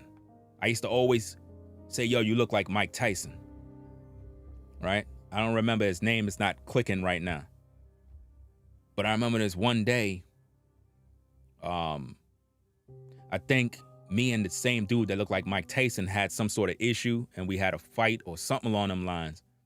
And Gregory, nobody fucked with Gregory because he was a dude that looked a little intimidating because of the muscles and whatnot. We was all kids coming up in the game. And he was older, so nobody really fucked with him. So I remember one day Gregory came through, I guess to revenge his cousin, and he tried to front on me, and I don't know what happened. He did something. You know what he did? He tripped me. He did one of them trips where you just grab the person and trip them, and I fell on the floor front way, and my hands went into the glass, fam. I looked at my hands was bleeding. All rage came into me, fam. The rage came in, my blood was boiling. He was like, go home, cry to your mama. Never say that, your mama stuff, bro. Yeah, I remember back in the days, if you would say your mother, it would be a fight automatically. You know what I mean? That was like disrespect. I still don't know why today, why it was disrespectful, but it just sounded disrespectful when somebody was like, your mother, and it would make everybody flip. They'll start fighting you for no reason. So my hands went into the glass. I got up in a rage. He was there. He was like, what you gonna do? What you gonna do? All I know is I swung with all my might. This is a bigger dude than me. Punched him in the face, broke his shit, busted his shit up. And then I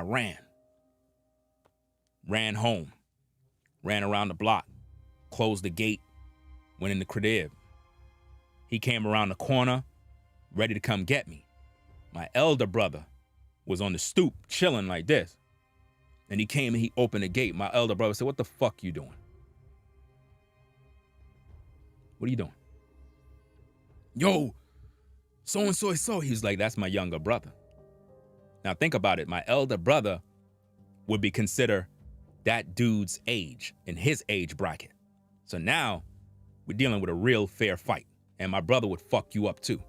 So, and my brother also has a temper, just like me. So, he was like, what are you doing? You better close that gate. You come in here, it's over for you. He's like, yo, but he did this and that to me. I don't give a fuck what you do. This is my mom's crib. I don't care what you got with my brother, but you cross that gate, you got a problem with me. Because the way it was back in the day, if you had a beef, that was between you and that person. Like my brother wasn't getting in whatever I had between me and him. If I punched him in the face, that's between me and him. My brother would literally say, young bro, go out there and fight. Or I'm gonna fuck you up. Because you disgracing the family. He wouldn't jump in. The only way he would jump in is if another man jump in. You get what I'm saying? Once I did that, it's like, it spread through the community, fam. And it's like, you got this instant street cred. I think that's where all that street cred stuff comes in. It's weird. But people started recognizing me like, yo, he had a fight with Gregory, yo. Yo, that's crazy, fam. And again, we were just kids. Eventually, we squashed all the beef. It was nothing after that, man. But again, those are the times where you could be a kid. Y'all seeing it based on my story, but it was really a good time to be a kid, man. It was really a good time. You had your fights. Nobody was trying to kill nobody. You would dust yourself off and go back and play. I remember Alex from Park Place. Big Puerto Rican family. A lot of brothers, man. Had about 9 brothers. You know what I'm saying? All the brothers. Listen, let me tell you something, man. Alex brothers, I don't know what they were doing. I don't know what they were involved in, but you just didn't fuck around with them, man. You didn't mess with them people, bro. You didn't mess with them, bro. They used to wear these leather pants, leather vests. All of them had guns. You just didn't mess with Alex's family, man. They had one sister that they were protective of. You said anything disrespectful to the sister, it was over. I'm pretty much the only one that could talk to his sister. You know what I mean? I could flirt around with the sister and, talk my talk, but if you disrespect, they didn't play that. And you better not disrespect their mom.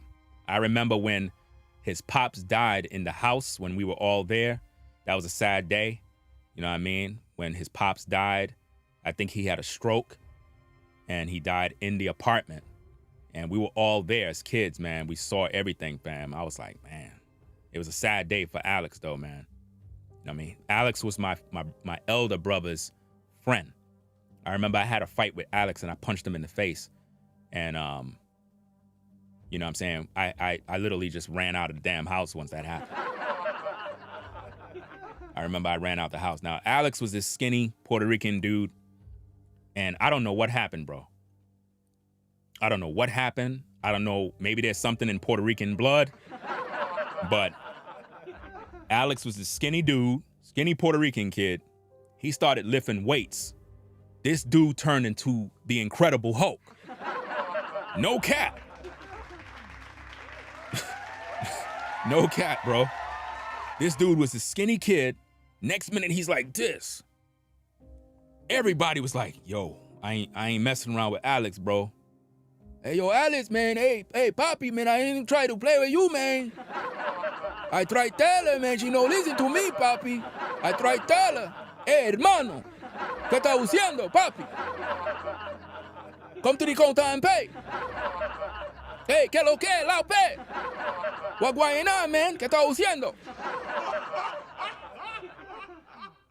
Listen, Alex was skinny in September. By the time it got to spring, he was the Incredible Hulk. And I think that had to do with a fight that he had with somebody and he got beat up. And he started lifting weights, man.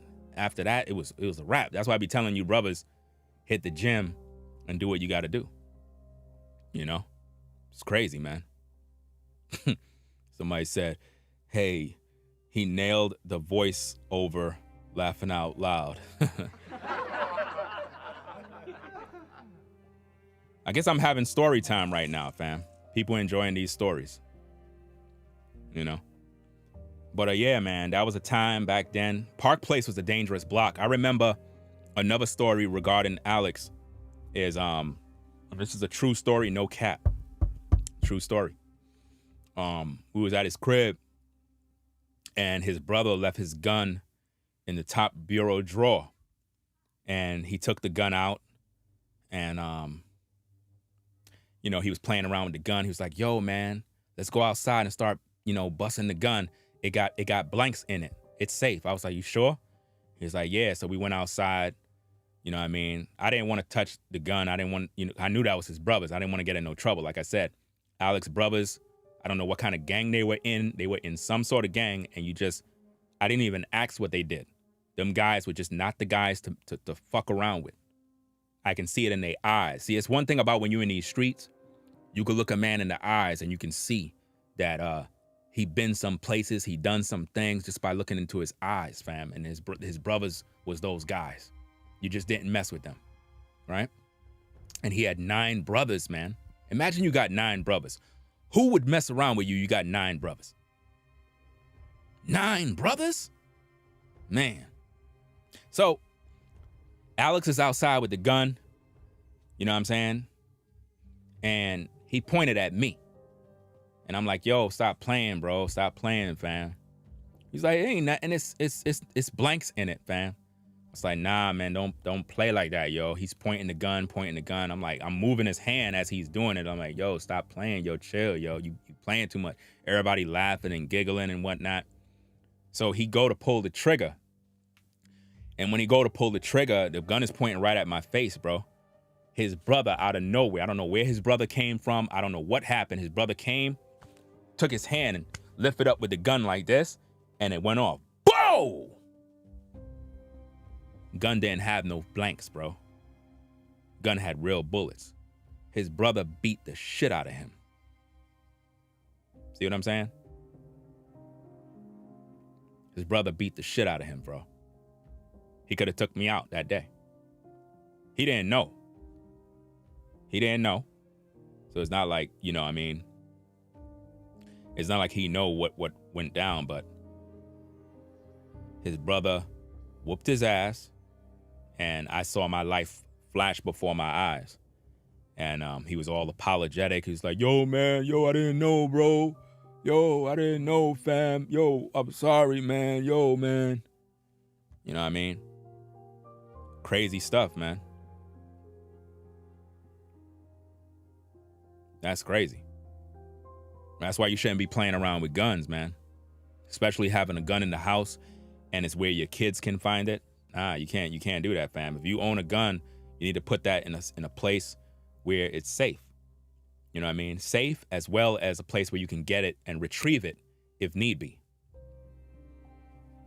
You know? But yeah, man, this story with this Home Depot stuff is sad. I hope the dude recovers and his girl recovers, hopefully, and they overcome their issues, man. I'm going to wrap up the stream because I've been on a little too long. I got to get me something to eat. So that being said, let me shout out these Cash Apps real quick. You know what I mean? If you like the stream, get the likes up, fam. If you just like the stream for the stories that I just finished sharing, man, get the likes up. You know? Because these stories are real. They're not fake. These are real stories. Real life stories. And Alex always been cool people, like I said. Puerto Rican people are very hospitable. They're very family orientated. They don't fuck around with their family. I mean, that goes for Spanish people in general. You know what I mean? That's just the way it is. They don't play around with that, man. You know, if they'll give you their shirt, their last dollar. If you hungry, they'll feed you. There have been a lot of times, like I said, they live right down the block, so they knew about my mom when she had her issues with drugs. And when we didn't have nothing, we'd go by Alex's crib. His moms used to cook for us, fix us dinner. So we looked out for one another back in the day, fam. That's what I'm saying. When you was a kid back in the day, it's like people looked out for you. It ain't like today, man. Your neighbors don't even care about you no more. You know? Shout out to Sharon. Shout out to Sharon. I'm not sure if I did shout you out yesterday, but shout out to Sharon for the $20 support from yesterday. And at Marlon, I had sent you back your $5 because I'm not going to do that video. I looked up that Yandy lady. That's a woman. You know what I'm saying? I don't really care for stuff like that. Women, in my opinion, are not step mommies. You know what I'm saying? Men normally step up to the plate to be a stepdaddy. So that story don't really interest him. It don't interest me. And it's not going to interest my viewers at all. Elvin, I believe the name is. Shout out to you for the 10.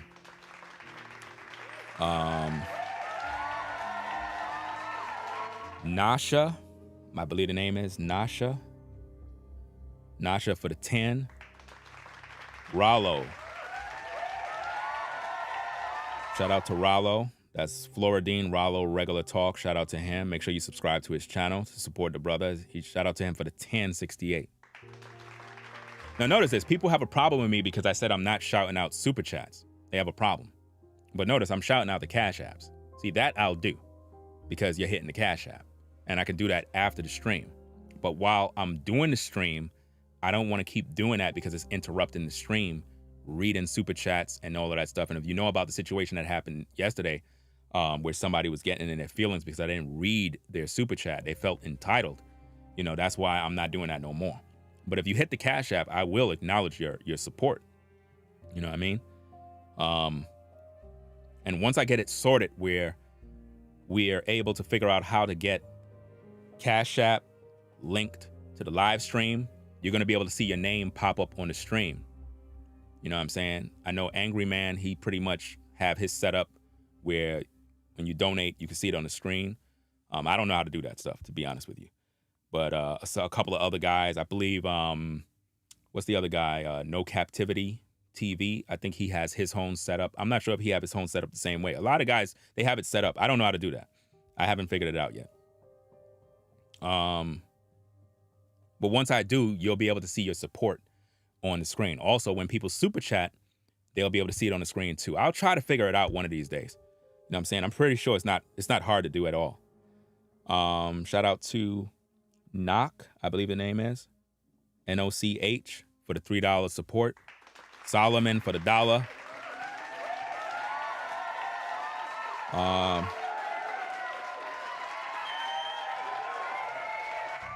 Let me see. He said, consider moving to GA. Check with Elder Rufus. I'll look into that. Because I had talked to New Breed. I talked to New Breed behind the scenes. Asked them about different areas out there. Because like I said, I'll leave tomorrow. But I got to get everything sorted. Because I'm tired of New York. Seriously. And you have to leave sometimes because it holds you back. Sometimes it's not that. Sometimes you got to have that fresh new start to go to the next level. You know what I mean? Some people think that if they could just, I guess, organize and clean and do all these different things that they'll feel better. No, sometimes you need a whole new environment. Totally new. And it's going to make you expand even more. Shout out to V Dubman for the $75 support.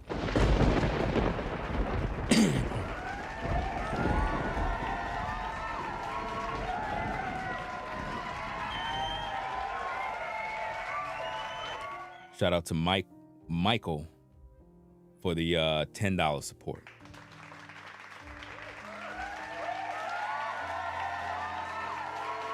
And Marquis for the $25 support.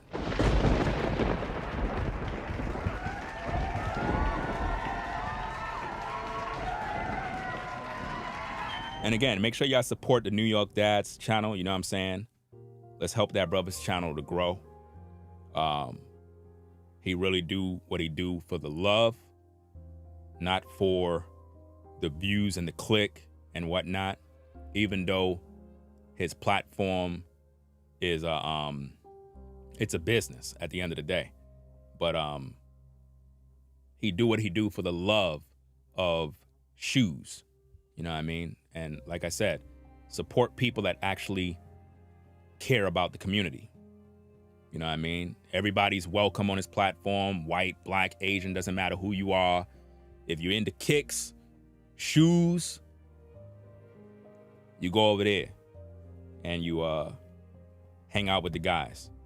I mean, there's other brothers on YouTube that is cool. I frequent their platforms and show support. But the New York Dad channel is one of those kind of channels that is different from everybody else. You know what I mean? It's a hangout. It's like a spot. It feels like you're in a, you know what I mean? You just chill and talk. Like I said, yesterday we was having a talk about the very things that I was talking about, like back in the day stuff. You know what I mean? And it kind of bring you back when you was a kid again. And it make you reflect on life and see like, wow, just the other day I was a kid and now I'm a grown ass man now with a family. You know? And it kind of make you realize what's important in life. It's not about us, man. It's about these kids, man. That's why when I talk about relationships, y'all be thinking that when I talk about relationship topics that it's just me trying to smash some sister. It's not about that, fam. It's about building community. You know what I mean? Having these kids, putting them in a better place in life and teaching them the things you never were able to accomplish. Like you're able to help them to overcome the difficulties you faced. That's what it's really all about. You know? So again, support that brother. And it is what it is. So we're going to get on out of here and do what we need to do. He said, don't go, I guess, to the south. Try Jersey. Jersey is right around here. Not my, that's trying to get out of those areas. Nope. Anything that's far away from New York is good for me. Far away. You know? More in a country setting where there's a little more peace, some trees, you know what I'm saying? You can hear the crickets and whatnot.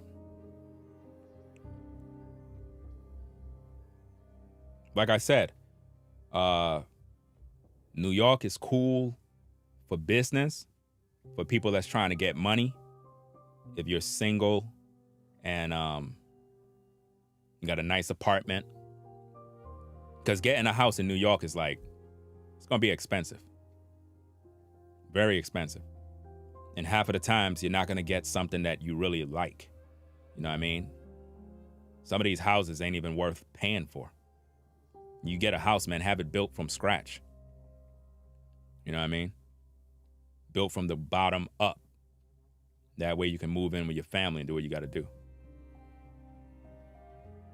Get some property, some land, and do things the right way. If more people focus on family development, man, you'll have more peace. This is why I say, as a brother, you need to find yourself a good woman, have some kids, build, you know, do what you need to do. Arizona's too hot, fam. Arizona, man, is man, yo. I'll be dark skinned if I go to there. You know what I mean? 108 degrees, fam. That's crazy, fam. Won't be able to go outside. Too damn hot, bro. The thing about the reason why a lot of New Yorkers, Beasley, is the reason why they don't want to leave New York is number one, you got to factor in all of the issues. Number one, your job, right? I can get up and bounce because I'm a content creator, which means I can just relocate. But now, if you got a good job in New York, it's not that easy to just say, okay, I'm leaving New York. You understand what I'm saying? Because now it's like you got this good paying job. You know that the area, it's just not that simple to do. You got to have something lined up wherever you're going. So it's something you got to really plan out. You know, you got to take your kids out of school. You know, if you're single, it's easy to move. This is why I always tell you guys, if you're single and you don't got no kids, then it's easy for you as a man to move around because you don't got to worry about kids, wife, all this other stuff. But when you got kids and you got a family, you got a lot to be thinking about. You know, you got a lot of responsibilities. So you just can't just move anywhere. You got to really consider where the schools are at, shopping centers. You know, you got to get transportation. What is the when it comes to, like, let's say if you had a situation of disturbance and you need to call the police, how long would it take the police to get to you where you live? You know, you got to find out all of those things. You know, you got to find out what's going on, you know, because like I want to get my daughters into stuff. Like I was just watching, like I said, the New York dad, he was talking about his daughter is learning, I believe it's Japanese. That she's self-learning for herself. Like she's teaching herself how to learn Japanese. Not many young people today are doing stuff like that. You know what I mean? It's the Japanese. All right, there you go. You know what I mean? Like I want to get my daughters into that. I want to let them learn like another language, you know, Mandarin, Cantonese, Korean, you know, something along those lines, because it can go a long way. Or like let them go on a trip to these places so they could be immersed in the culture and learn a different language, because it knowing different language actually make you smarter, and it helps you to interact with different people. Because when you speak another man's native tongue, they get very excited and proud about that, because it's like, wow, you know my language, and you can learn about culture. I like doing stuff like that. I like learning about other cultures, because a lot of times there's too much division because it's a language barrier. That's what it really be. A language barrier and culture barrier. If you learn about another man's culture and you respect his culture, you can make new friends, you know? It's just like the other day where I was talking about the proper burial for a Muslim, right? And we was having a debate about how they bury their dead. And it was all because of a situation where somebody had came to me being disrespectful towards, what's his brother name? Gilly the Kid, because his son, they had him in a box. And they were being disrespectful, saying why he had his son in a box when he could afford to buy a casket. And I had to go do my research on how Muslims perform proper burials for their people. So out of respect, I didn't want to go do a live stream and then the Muslim community get offended because I'm speaking stuff out of pocket. So to avoid being disrespectful, I went and I did my due diligence of studying, okay, how do Muslims bury their people? And let me see. Okay. Hold on, give me 1 second.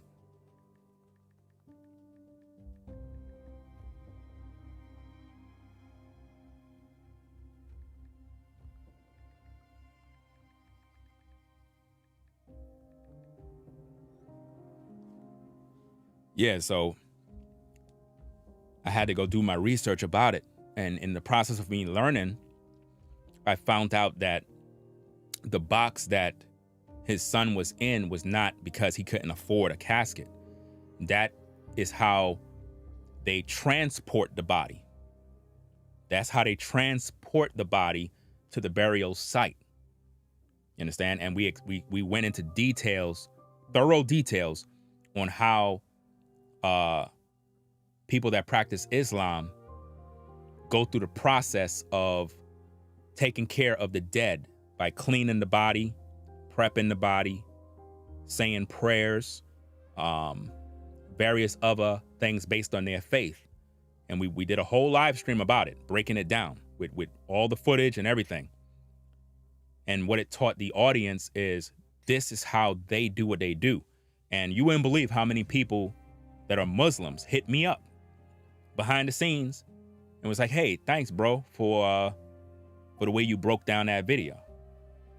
Now, what if I would have went and just started going off? I would have offended a lot of people. So it's all about respecting other people's culture, even if you don't agree, you know, even if you don't agree with things, it's about respecting other people's culture and their belief system or whatever the situation is. If you just learn how to do that, you'll have you'll be able to live longer. You'll have a better relationship with other people. And that's just the way it is. You know?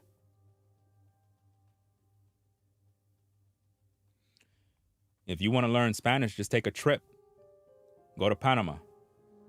Go to Puerto Rico and stay there for a month. 1 month. You'll learn. 1 month. That's all you got to do. 2 months and you don't learn anything, something wrong with you. That means that you're just not outside.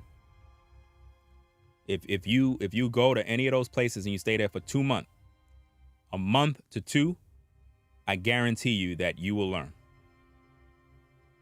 You go anywhere and you just stay there, you'll learn if you interact with the people, because things will start making sense as you go, because that's what they're speaking. So as you're interacting with them and you're seeing how things move, you start picking up on different words, phrases, and now you start repeating it, and before you know it, you start connecting sentences together, and before you know it, you good. You know? You know? I mean, you could learn by yourself at home.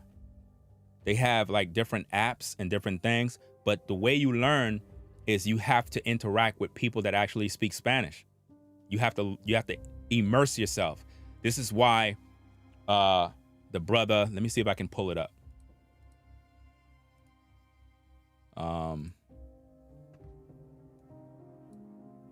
This brother on YouTube had passed away, man.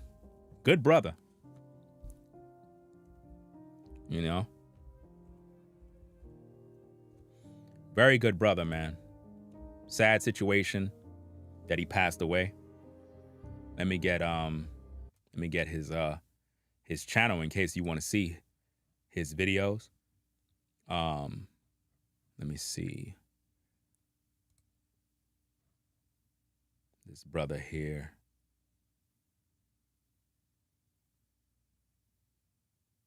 Is this it? No. Trying to find him. Let me just get this. Yeah. This brother right here. Let me get a screenshot. Sad situation that this brother passed away because he's a good brother.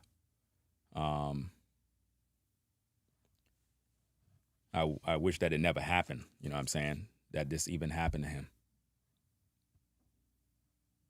But for some reason, he had passed away, and nobody don't know what's going on. But let me get his channel. All right. Okay, so his YouTube. This is the guy here. Lao Shu. Right? He had passed away. Brother had 1,240,000 subscribers. The brother can speak multiple languages. Very talented guy. His videos are very entertaining. You know what I'm saying? The only thing I didn't like is that him and his brother had like a little beef, and it's like the beef was never really squashed before he passed away. That's the thing that, you know, I didn't like that. But this was a brilliant brother right here, fam. Brilliant brother, very, very talented. Watch his videos, you know what I mean? Like if you're a person trying to learn languages and stuff like that, he had a course on how to learn languages that he was selling and whatnot.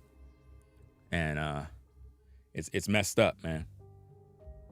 I used to watch his videos every day, religiously, because it was fun, because all he would do is just walk around, and he would go into places and order like Chinese food, and then he'd just start talking Mandarin or Cantonese, and he would just blow their minds like, wow. And he was very fluent, you know, in Spanish, Portuguese, Italian, Arabic, I mean, you name it, he know the language, man. Very talented. You know? But he passed away, fam. So and there's another guy, another white guy that I follow his platform. I'm not sure if he's a white guy, Jewish, I'm not sure, but he speaks languages too. And another brother, it's two. It's I don't, let me see. Black guy speaks Chinese. Let me see.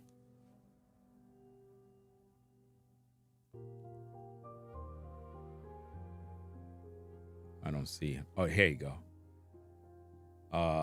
Frankie Light. That's another channel. Let me see. It's another guy that he speaks languages too. You know what I mean? I'm subscribed to his channel. I'm trying to find the white guy, man. Let me see. Let me type it in. White guy speaks Chinese in New York City. There you go. What's this guy's name? I can't pronounce his name, but his videos are entertaining too. He's good too. Like when Lao Shu passed away, all of these guys, they made video tributes towards him and whatnot. But yeah, let me put that on the screen so that you can follow those guys too. Like if you're into languages, like you want to learn, you know, you can watch these guys' channels. You know, Frankie Light, he's good. You know what I mean? He goes around New York. He does videos with languages. Then you got this guy right here. You know what I mean? They do videos. He got like 5 million subscribers, man. Wow. You know? And hey, maybe they can help you out with your languages and whatnot. You know? Art said, Lao Shu's talent and language is a spiritual gift. I believe it is, man. I believe that a lot of these people that that have that ability, it's definitely a God-given talent. You know, it's definitely a God-given talent. One of my lights turned off in the background. I guess the battery ran out. Damn, I've been on for 2 hours? That's crazy, man. Anyway, we're going to get up on out of here. And that's about it. So, hey, this is the news story in case you missed it. You know, we was talking about this situation with that happened at Home Depot. I actually shop at this place.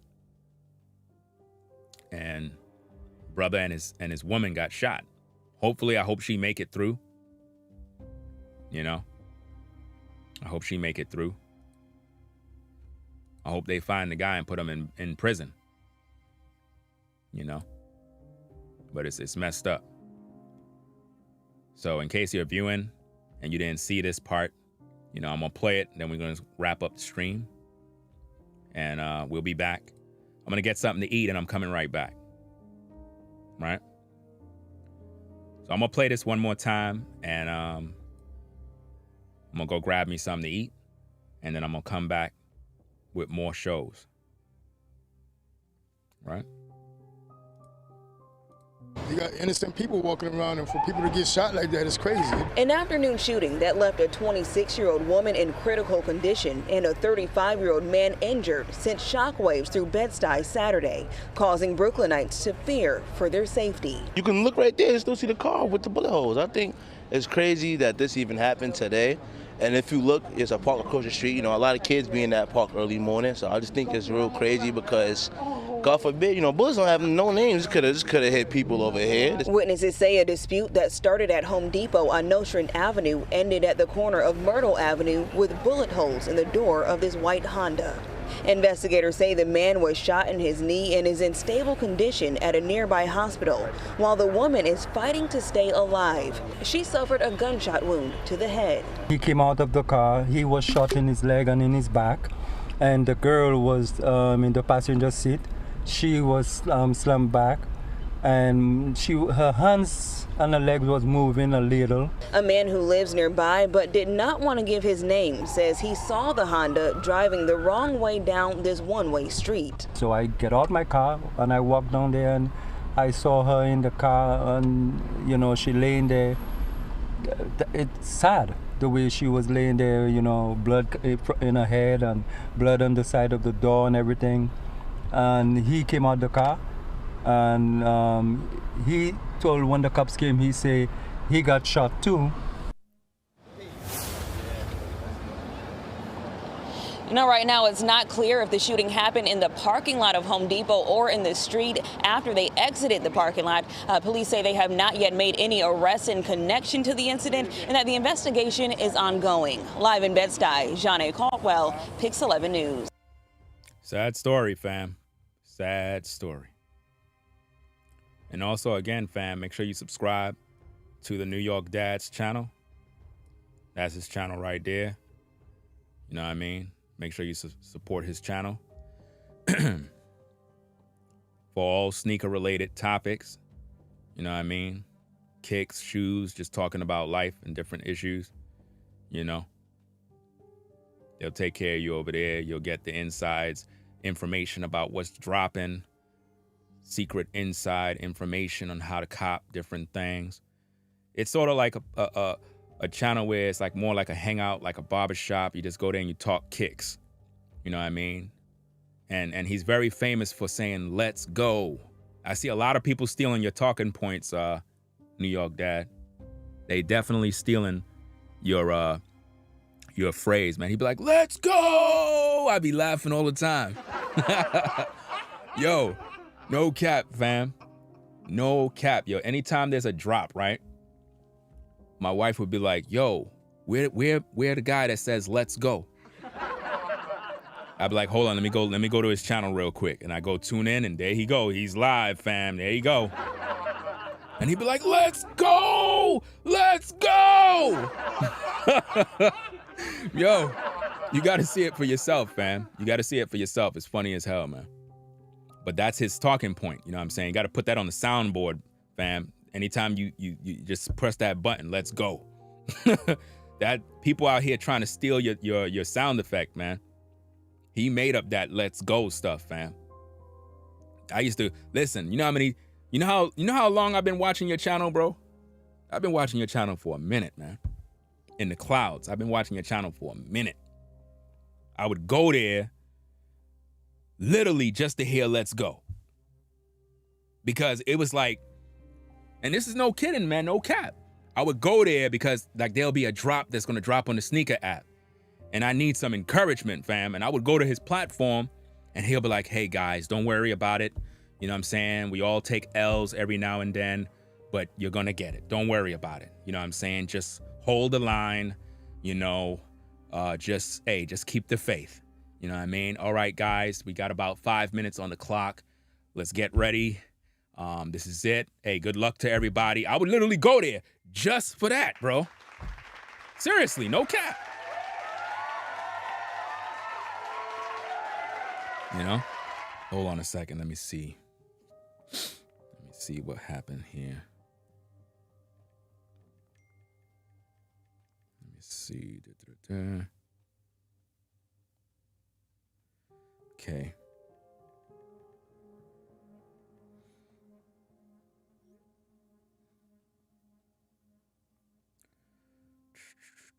All right. I already shouted everybody out? Yeah, I did. I'm communicating with my wife right now. Give me a minute. All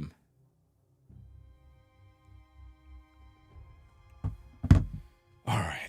Yeah, so I would go to the platform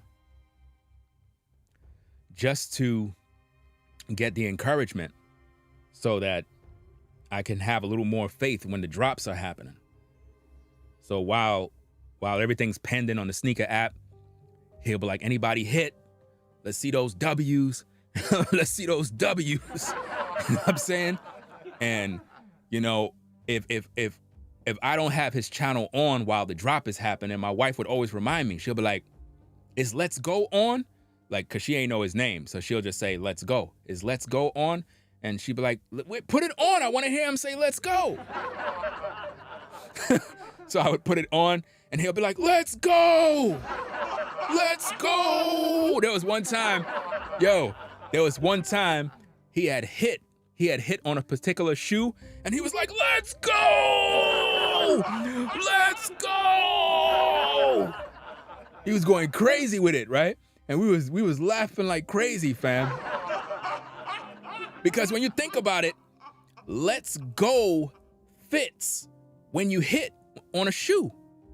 When you really hit on a shoe, fam, yo, you really do feel like, yo, let's go. You go crazy, man. Like the other day, I had got up late, right? I had got up and I heard FedEx at the door. FedEx. So I answered the door. I didn't even know what time it was, man. I go to my phone. It said 10:05. I was like, no!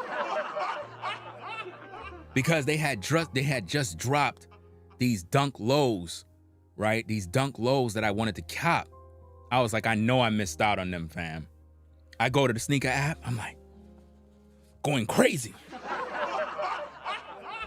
You know? That's how sneaker people be, fam, when they have these drops, bro. You be going crazy. So I saw they still had the shoe. I put in my size, boom, boom, boom, whoopity whoop, pressed it through. I'm like, please, please, please, please. You know how you get when them drops are happening, fam, you go crazy. I'm waiting. It said, got him. I was like, what?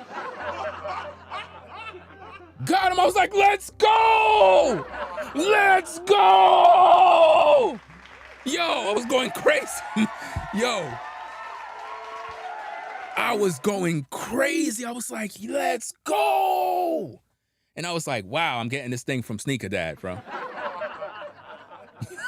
Yo, I was running around the house. I was showing everybody. I was like, let's go. Yo, look, I got him. I got him. I got him, bro. I got him. Yo, I was going, yo, it's something about when you hit, man.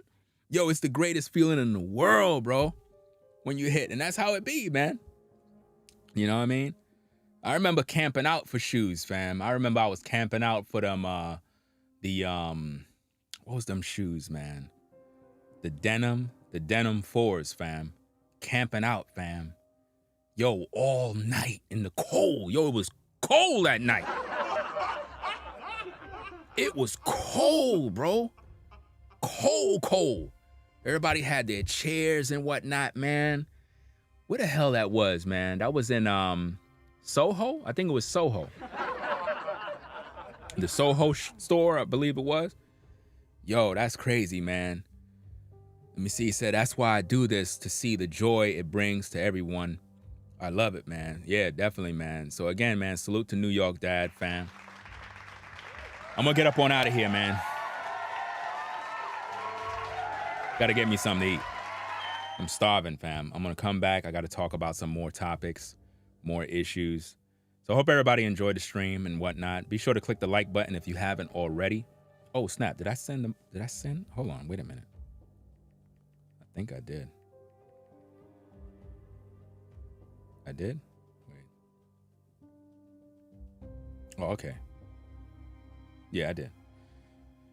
All right, so we're going to be back later on. We got more for you.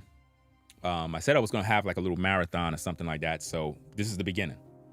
All right, so we're going to be back on later.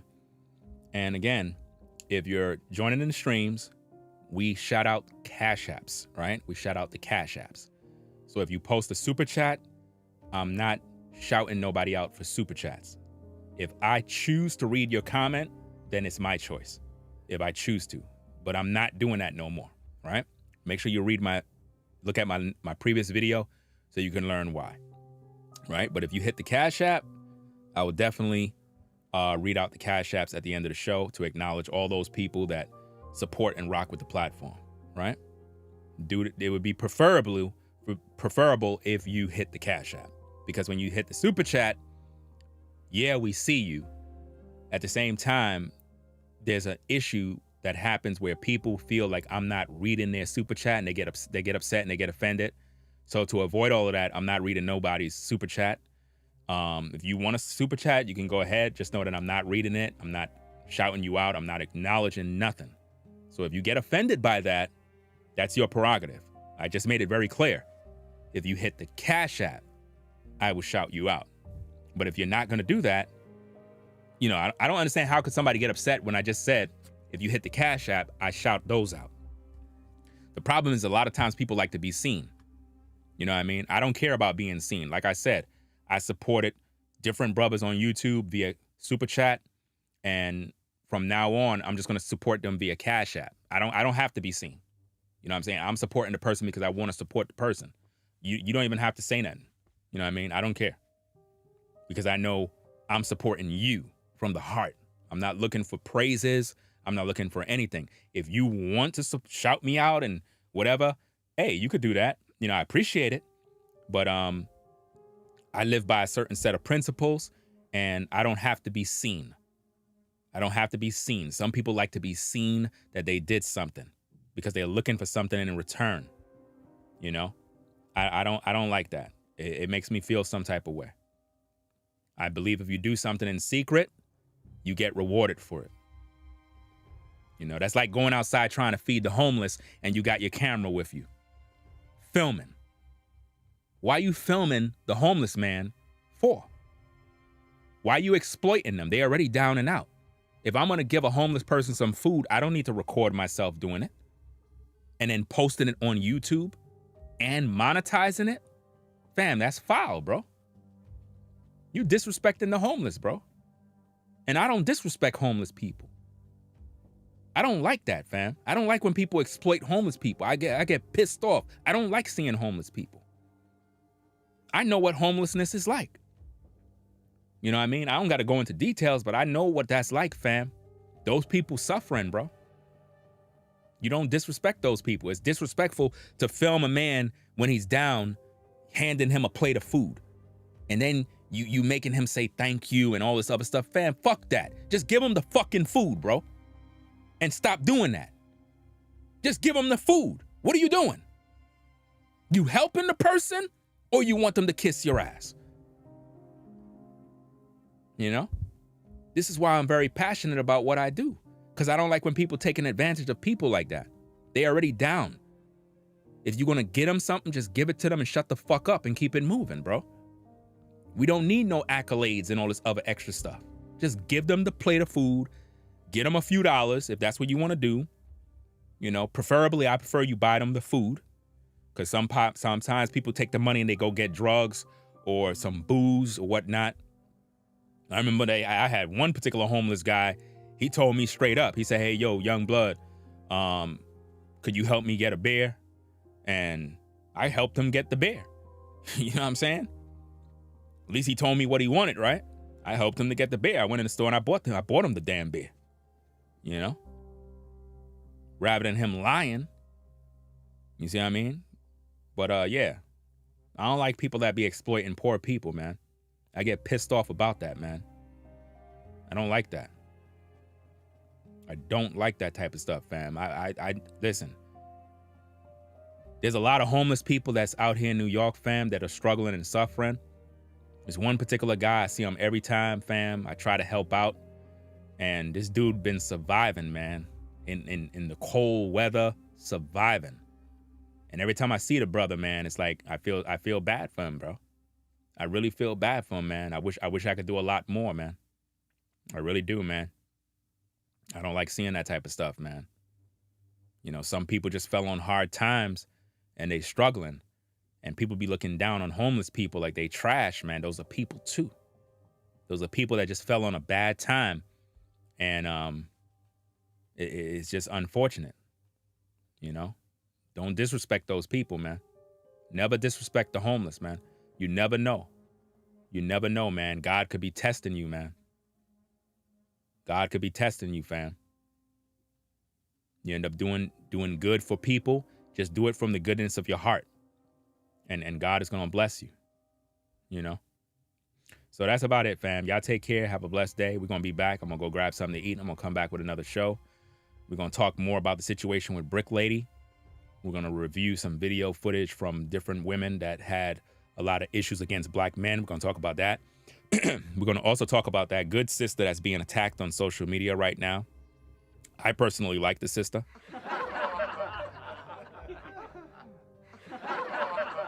But we're going to talk about her videos. They going in on her. They threaten her with death threats. They threaten, it's just bad, man. I'm trying to figure out why black women is attacking that one sister because of her words, fam. I don't understand that, man. Like, she's being attacked by women. You know? I'm pretty sure y'all seen her already, fam. I'm pretty sure y'all seen her already. She's pretty popular on TikTok. She been speaking about truth topics for a long time. I've been seeing her videos floating around. You know what I mean? But I've always been critical of women that talk about different topics. I've always been very critical, but she's definitely she's official. I looked at her videos. She's one of them type. She's like one of them rare type of sisters that you don't really see often. But she's not stupid, bro. She's not stupid. And when you deal with sisters like that, you gotta come correct.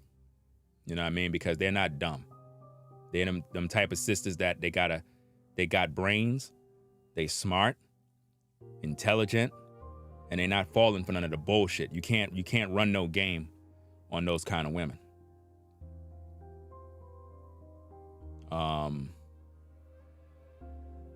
Oh, the reporter in the clip, you said she's fine as hell. A lot of them reporters be looking good, fam. I ain't gonna hold you, fam. I mean, I noticed that she's fine, bro, but I was just trying to talk about the story now. You know what I'm saying? She definitely do look good, fam. I ain't gonna hold you, bro. You know what I'm saying? Just that still image right there, fam, it just makes you want to go pray to God. Make you want to get your life right with the Lord. I'm seriously, fam. You know? But it is what it is, man. We're going to be back later, fam. Make sure you click that like button if you haven't already. Subscribe to the channel, Ringo TV Reactions, the best reactionary channel on YouTube. Make sure you subscribe to all my channels, Ringo TV Raw, Ringo Motovlog, Ringo for Life. What else? I got a lot more channels, man. I just don't. A lot of them I'm just not active on, but I'm going to get active on those channels, man. It's just there's a lot going on, man. A lot going on. But we're going to have a lot more content. Like, I'm going to be in the business of just chopping up my videos and making more shorter videos. Because a lot of people like the long form content, but then some people just ain't watching all of it. So if I chop them down into shorter clips, people are more likely to view them. So I'm going to do that. It's interesting. I can go live today, take this same video and chop it into about 10 parts and post it. And people think it's a brand new video, fam. It's weird. They be like, yo, great video, Ringo, man. Really appreciate it. And I be like, I just did that live stream last night. You were in the live stream. But what I'm getting from is that they never really watched the entire stream. They probably watched 20 minutes because based on my analytics, it tells me the duration of how long people sit and view my shows. So they normally view for about 20 minutes and then they drop off, you know? Shout out to Rick. Shout out to Rick for the $10 support on the Cash App. Let's see.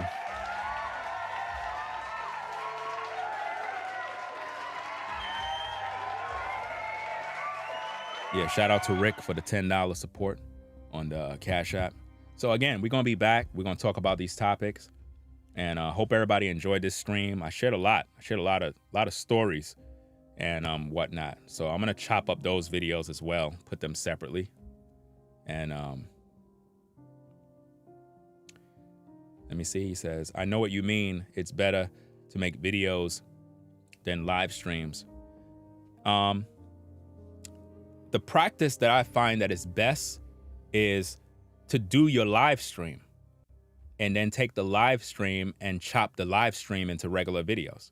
That's the best practice that I would give any content creator, is that if you do a live show, you have to understand you're spending hours talking. So in each one of those hours, man, you're making a lot of videos. So just chop them up into separate videos and just post the clips as 8 minutes. 8 minutes is the ideal time for a video. 8 minutes, people are more likely to watch the entire video. So if you're a content creator, my advice would be to, if you do live streams, if you want to get more clicks, more views, even to monetize those videos to make a little more extra dollars, take your live stream that you've done and chop them down into 8-minute clips. In other words, find the sections of the videos that were the portions where people were more excited about the show. And you can judge that by going into your analytics. Your analytics will tell you the peak moments in your stream. That's the section that would be best if you just clip that into 8 minutes and post that up on your channel. You know, do that. If you're a smaller YouTube channel and you want to grow in your subscribers, post YouTube shorts. Post YouTube shorts. Post 10 to 20 shorts every single day. Every single day. That's all you got to do. And your channel is going to grow little by little. Faster. It's going to grow. It's going to grow. You're going to gain more subscribers. But now, here's the kicker. You'll gain more subscribers, but how do you make those subscribers that you gain translate into them viewing your video content and your live streams? Because the reason why they subscribe is because of the YouTube shorts that you made, right? It doesn't mean they're looking at your other videos. What we want to do is get the viewer to engage with the video as a short and give them reason to look at the long form content. So your short form content got to be interesting to the point where they want to investigate more about you. You get what I'm saying? So if you're a smaller content creator, it is not necessarily good to do live streams all the time unless you're like a sneaker YouTuber. Then you're in the business of going live. You have to, right? But if you're a smaller channel, it would be best to do YouTube shorts and video clips. Something as simple as, hey guys, I just copped this pair of shoes. Great shoe. Love the materials. It's good, true to size. I definitely recommend this one. If you copped it, hey, all power to you. That's it. Video done. That's it. You ain't have to talk too much. That one video is going to attract a lot of people in the sneaker community, whatever your niche is, it's going to attract those viewers because it was short, it was right to the point, and you're going to make other people join in. Now, in the sneaker niche, there's a lot of hate, unfortunately. A lot of people, they don't want to like collab. They don't want to shout people out. I'm not one of those kind of guys, fam. I shout out everybody, fam, because I could be here today and tomorrow I'm not here, man. Most high forbid. I just like to do what I can for somebody else while I'm here. You know what I mean? Because like I said, ever since I lost my mom, it's like I wish that I could go back and do things that I probably should have already done or things that I didn't do. So it's like, I don't want to miss out on doing things in life that I could have done, but because I was wasting time or too busy, you know what I mean? So that's why I'm not selfish when it comes to shouting people out or acknowledging other people. That's why I don't understand how people get offended because I say, oh, I'm not reading a super chat. I don't understand how can you get offended at me? Like, that's crazy when I'm always saluting people. It's mind-boggling, But again, appreciate everybody coming out to the show. Without you, I won't be able to do this. Always remember that, fam. Without your support, I won't be able to do this. People come over here, they stop by, the energy is good, and we're able to do these shows and get the job done, man. And it only gets better and better and better, It only gets better and better and better. It was nice last night, you know what I'm saying? I went out to the city, took a spin on my scooter, went out to Times Square, took a ride around. It was too crowded, man. New York is so crowded, man. Man, I didn't shoot no video, but if I would have shot video, I'm pretty sure Rollo, he would have probably made a video about it and be like, man, New York is crazy, man. The traffic was so bumper to bumper, you couldn't get through. I'm like, my goodness, man, it's too many cars out here, man. Too many. He said you lost your mom too earlier this year. Wow. Listen, you already done know what it is, man. You already know what that is, man. That's something that it like, you would have to, the only way you would understand is if you've been through it. It's one of them type of things. Like, some people would be like, hey, I understand what you're going through. Not until it happened to you.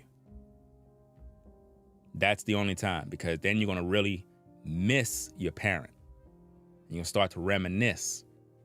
and remember their smile and remember this and remember that. And, you know, then you're going to really be like, man, you know,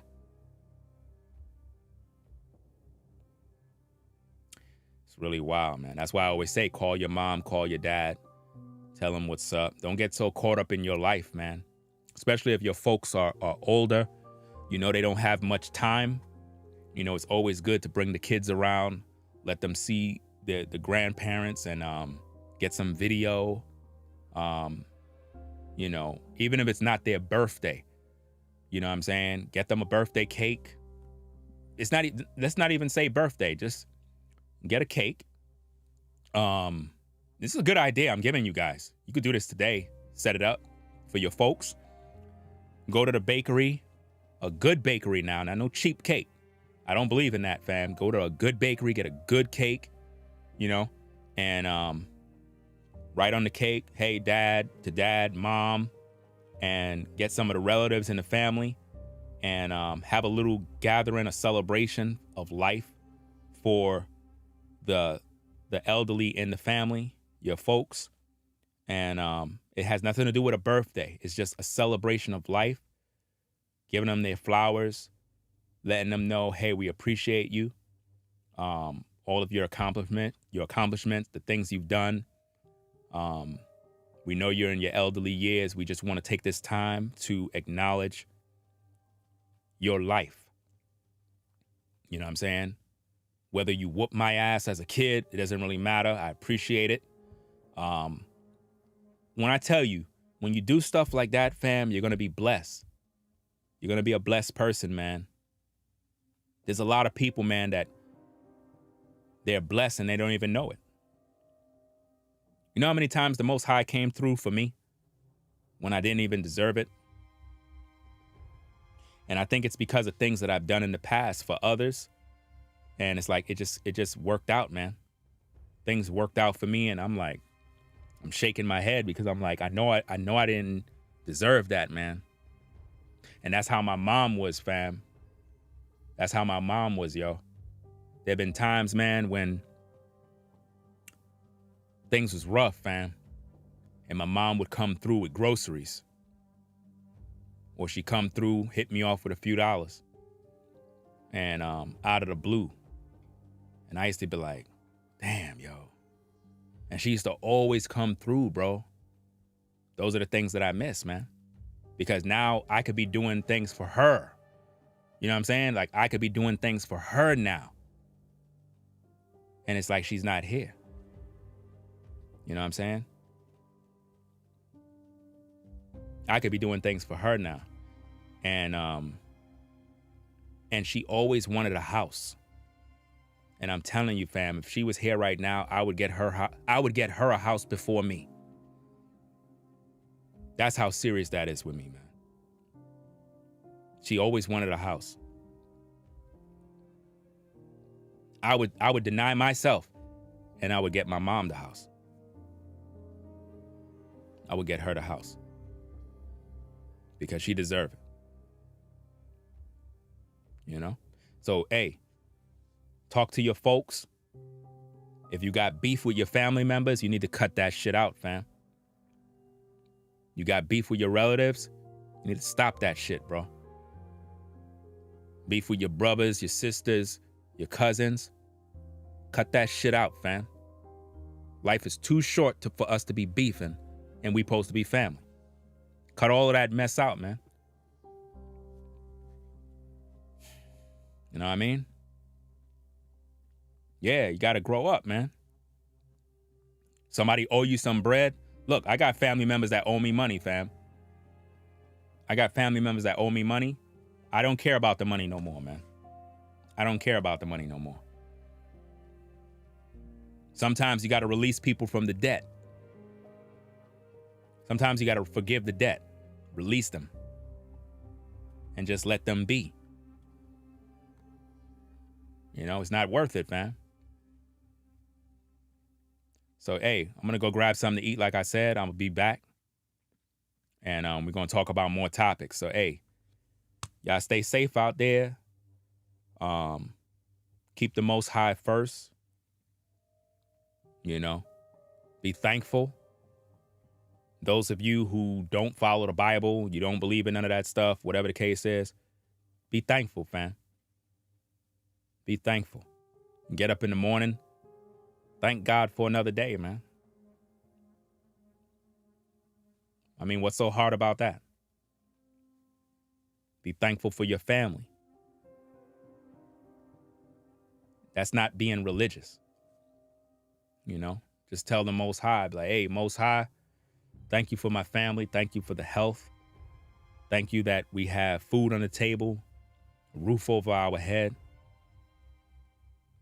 Appreciate that. And I thank you for wisdom and guidance to lead my family. It takes a real man to be able to humble himself and know that he need God. It's real talk, man. So, hey, y'all be safe, man. Ringo TV Reactions, the best reactionary channel on YouTube, hands down. You already done know what it is.